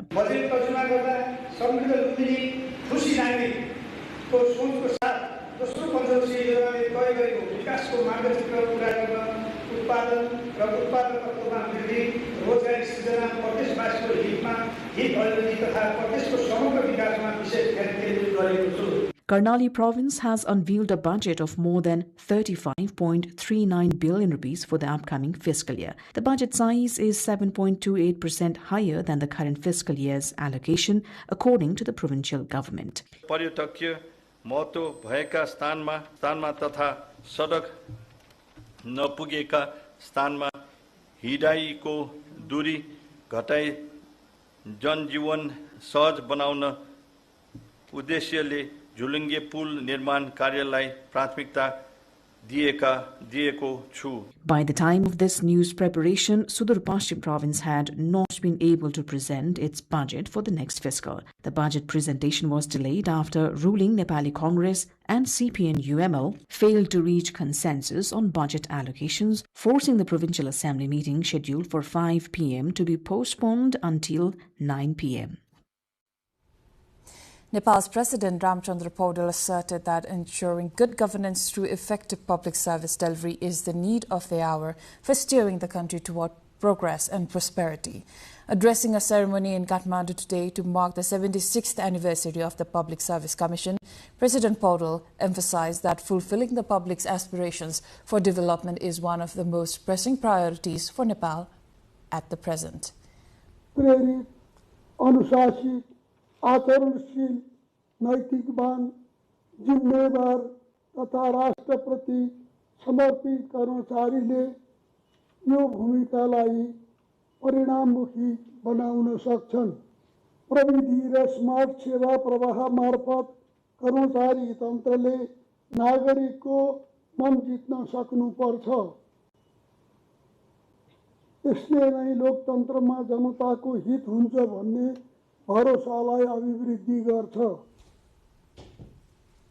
Nepal's Foreign Minister Shishir Khanal held comprehensive talks with Chinese Foreign Minister Wang Yi in Beijing on Monday, covering a wide range of bilateral issues including connectivity, border management, trade, technology transfer and multilateral cooperation.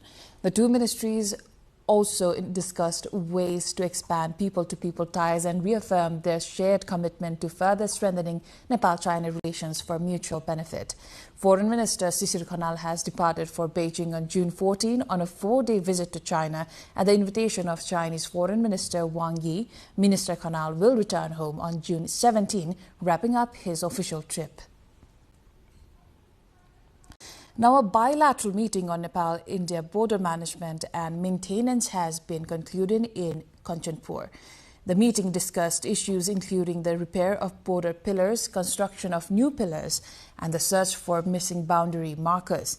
The Nepal-India Joint Border Survey team has been carrying out border survey work across 5 districts from Kailali to Darchula since mid-February. During this period, 1 main boundary pillar and 11 new border pillars have been constructed in Kailali and Kanchanpur. Similarly, 402 boundary pillars between pillar numbers 812 and 927 of 3 have been inspected and monitored, while 52 pillars have been repaired, according to the head of the Nepal-India Joint Border Survey Team, Gyanendra Kumar Shrestha.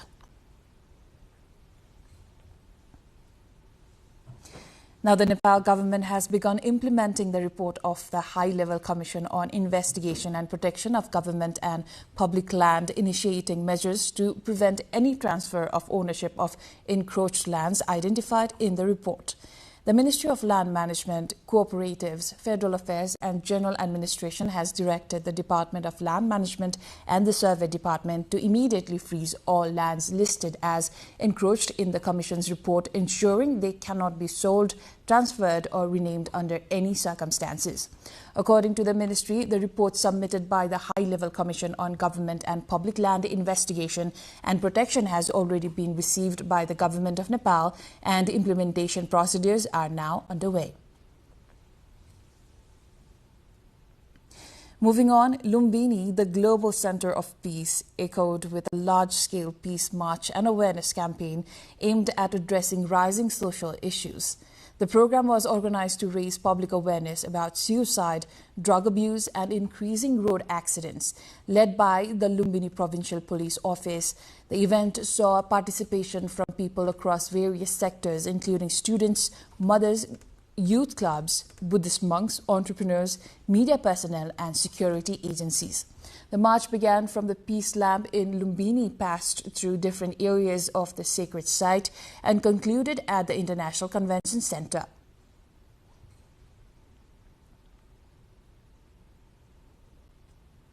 Now, the demand for the products of Nepal government-owned Dairy Development Corporation, DDC, has increased to an unbearable extent in the market after Prime Minister Balendra Shah promoted DDC's yak cheese through social media. The corporation's business has increased by almost 30%. Sarah Sapsanamarai delves deeper. A social media image of the Prime Minister enjoying yak cheese produced by Dairy Development Corporation DDC has made a surprising comeback for the ailing government body's business. With the sudden increase in demand, DDC has also used powdered milk that has been stored in its godown in Biratnagar for a long time. The corporation is using around 400 metric tons of powdered milk to meet the current demand. The government-owned entity, which was doing a daily business of hardly 7 million rupees per day till a month ago, is enjoying daily turnaround of over 11 million. 58 crore बक्यौतालाई अब हामीले सरलीकृत गर्दै किसानहरूलाई भुक्तानी बढाउनुपर्छ भन्ने सोचका साथ अहिले केही खर्च कटौती कामहरू हामीले गर्ने र बोर्ड कर्मचारीले केही समय पर चाहिँ तलब फलेर भए पनि अहिले किसानलाई चाहिँ यो भुक्तानी दिनुपर्छ भन्ने ठाउँबाट हामीले अहिले कामहरू गरिरहेका छौं र अहिले सरस्वती हामीले हेर्दाखेरि यो बिदा बाहेक दैनिक रूपमा 1 करोड रुपैयाँ किसानलाई भुक्तानी गरिरहेको चाहिँ देखिन्छ. The corporation plans to improve its ancillary industries and distribution system to increase production of its products, especially yak cheese, as the demand has increased, but the production capacity is only 50 to 60 tons annually. Not only cheese, but the number of people visiting DDC counters to buy other products has also gone up. DDC, which has been procuring only 60,000 litres of milk per day from farmers, lacks human resource and modern machines to increase the production as per the demand. With the increase in business, the corporation has also started clearing the dues of farmers who have given milk on credit at the rate of 10 million rupees per day. In the last 5 months, the arrears of farmers have been around 580 million rupees, which has been reduced to 400 million till Monday. The corporation, with the same growth ration, expects to clear the entire dues by the end of the year. The Bhume or Bhumi Puja festival, an ancient earth worship tradition of the Mogar community, has been observed across several parts of Nepal, marking the onset of the monsoon season with rituals aimed at honoring nature and ensuring agricultural prosperity. Celebrated mainly in Lumbini province and districts such as Dang, Rolpa, Rukum East and Bhutan, the multi-day festival has also been organized in Kathmandu at cultural hubs including Tudikhel and Khula Manch under the coordination of the Nepal Mogar Association. The celebrations feature traditional Bume dances, communal gatherings, offerings, and ritual practices intended to appease deities and safeguard communities from natural disasters such as landslides, while reinforcing cultural identity and seasonal agricultural cycles.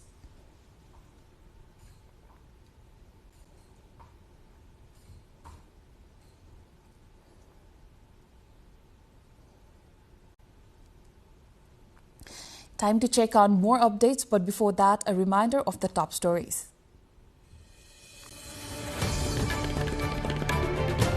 Nepal's House of Representatives completes deliberations on the appropriation headings of 9 ministries. House to meet again tomorrow.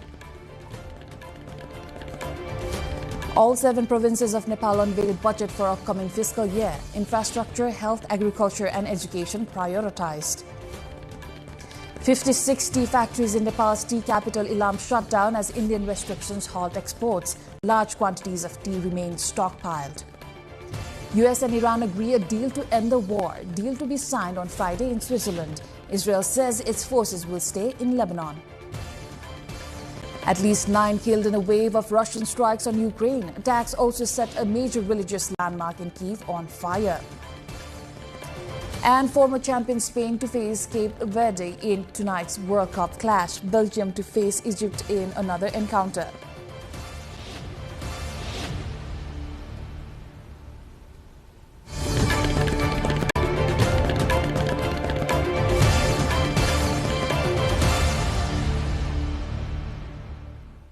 French President Emmanuel Macron has welcomed the heads of state and government of the United States, Germany, Canada, Italy, Japan, and the United Kingdom for G7 summit. The summit is expected to focus on global security, economic cooperation, climate challenges, and ongoing international conflicts, with leaders seeking to strengthen coordination on key global issues. Elsewhere, protesters clashed with police in Geneva as thousands took to the streets ahead of the G7 summit in neighboring France. Demonstrators were seen hurling bottles, stones, and other projectiles at officers who responded with water cannon and tear gas in an effort to disperse the crowds. Now, UK Prime Minister Keir Starmer says under-16s will be banned from social media by spring 2027. It is learned Snapchat, TikTok, YouTube, Instagram, Facebook, and X are among the platforms affected. This is a big step, real change for our children and our future. Because today I can announce that the government will ban access to social media for all children under the age of 16. An Oslo court on Monday convicted Norwegian Crown Princess Mette-Marit's son of 2 counts of rape, sentencing him to 4 years in prison in a high-profile scandal that has rocked the monarchy. Marius Borg, aged 29, Mette-Marit's son from a relationship prior to her 2001 marriage to Crown Prince Haakon, was accused of 40 charges, carrying a maximum possible sentence of 16 years in prison. The court's ruling marks one of the most serious legal cases involving a member of Norway's royal family in recent history. The case has drawn widespread public attention and intense media scrutiny in Norway and abroad. China successfully launched a Lijian-1 Y-14 carrier rocket carrying 8 satellites, further advancing the country's commercial space program. The rocket lifted off at 11:44 a.m. Beijing time from a commercial space innovation pilot zone in northwest China and successfully placed all 8 satellites into their designated orbit, according to official reports. The mission marked another successful flight for the Lijian-1 launch vehicle, one of China's key commercial rockets designed for rapid and cost-effective satellite deployment. Chinese authorities said the satellites entered their planned orbit as scheduled and will be used for various purposes, including scientific research, Earth observation, and technology verification.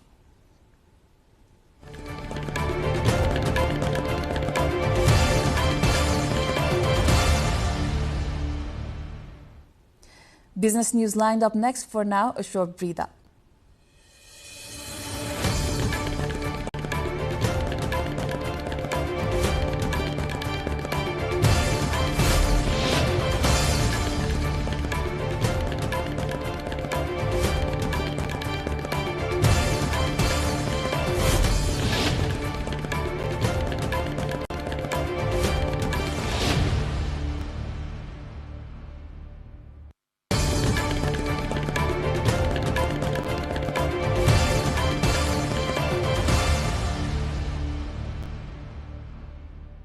Britain and Japan on Sunday sealed a sweeping economic and technological partnership expected to generate over $24 billion in investment during a visit to London by Japanese Prime Minister Sanae Takaichi. British Prime Minister Keir Starmer and Takaichi held talks at his Downing Street office ahead of them attending a G7 summit in France. In total, more than 10 trade agreements were signed, including around $12 billion offshore wind farm project, as Starmer hailed it as a new era of cooperation between the two countries. The partnership also includes a strengthening of collaboration between Rolls-Royce and Japan's Atomic Energy Agency, along with the possibility of launching the UK-Japan Frontier Tech Partnership aimed at translating British research into scalable technology with Japanese investment.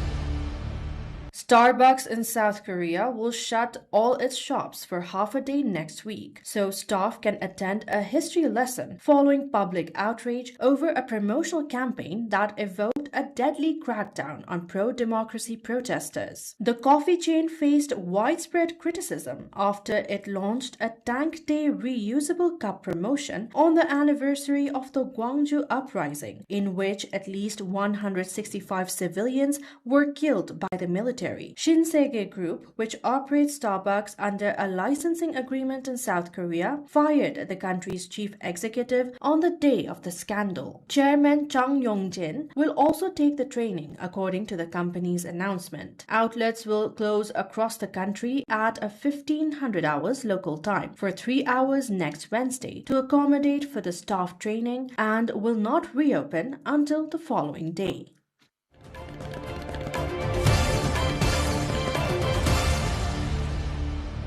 Invasive silver-cheeked pufferfish, which entered the Mediterranean through the Suez Canal 2 decades ago, are devastating Greece's fishing industry, which is a key pillar of the country's agricultural exports. Each affected fishing boat loses an estimated $9,800 annually in damaged catch and destroyed nets, with fishermen reporting nets riddled with new holes within hours of repair. Fishermen say the situation is unsustainable, calling on the government to subsidize pufferfish hunting programs similar to those already operating in neighboring Cyprus. Greece's then Deputy Agriculture Minister had told Parliament in February that authorities were examining a support program, though no concrete measures have been announced. Scientists are meanwhile exploring ways to neutralize the fish's deadly toxin and repurpose it into commercial products such as fertilizer or fish feed, potentially opening a new revenue stream for the battered industry.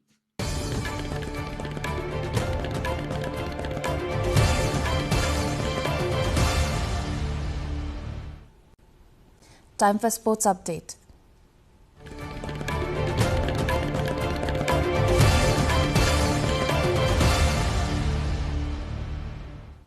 High-scoring mismatches to last-minute winner and equalizer all were on show on the fourth day of the FIFA World Cup on Monday night.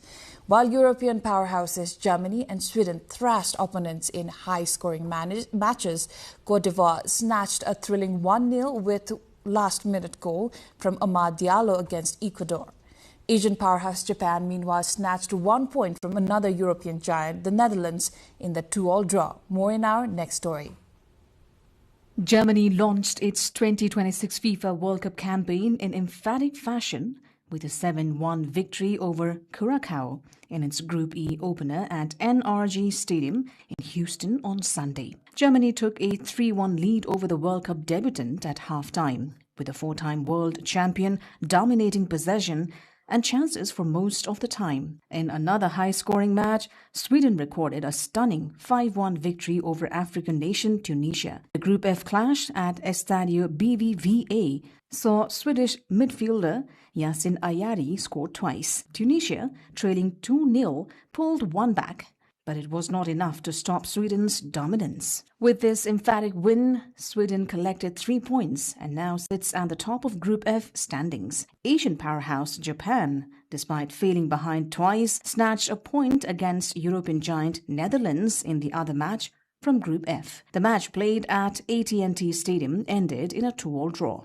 Amad Diallo scored in the final minute of regulation time to give Côte d'Ivoire a thrilling 1-0 victory over Ecuador in the other match. In the 3 matches lined up for Tuesday, Belgium faces Egypt in Group G encounter at 12:45 midnight Nepal Standard Time. Uruguay will face Asian qualifier Saudi Arabia at 3:45 a.m. Nepal Standard Time in Group H encounter, while the most awaited match of the day will be Group G clash between Iran and New Zealand, scheduled at 6:45 a.m. Nepal Standard Time. Turkey hosted the Motorsurf World Championship in Çeşme for the second time, bringing together 93 athletes from 20 countries. The event, organized under the hosting of the Turkish Motorcycle Federation, featured challenging races as competitors struggled not only against each other, but also against strong winds and rough waves. Officials said the sport is growing rapidly worldwide and that Turkey has become involved at an early stage in the development of the discipline. 16 Turkish athletes also competed in the championship. The 2-day event ended with a medal ceremony.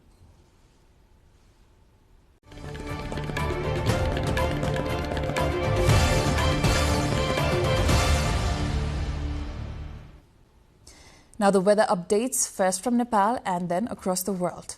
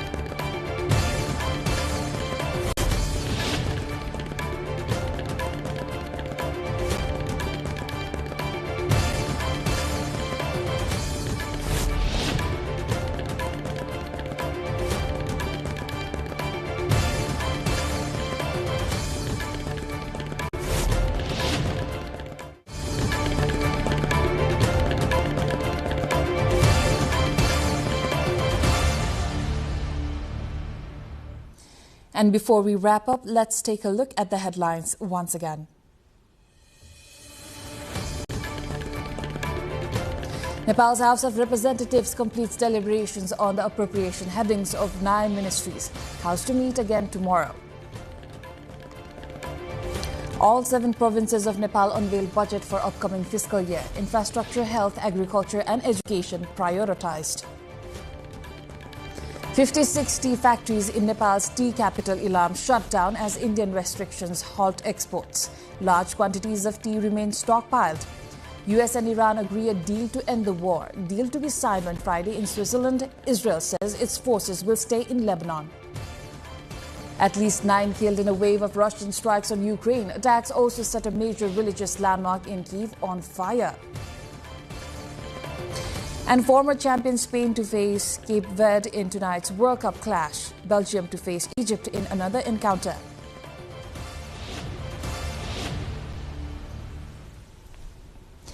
That is all for the moment. Do join us through our official website www.nepaltelevision.com for more information and news.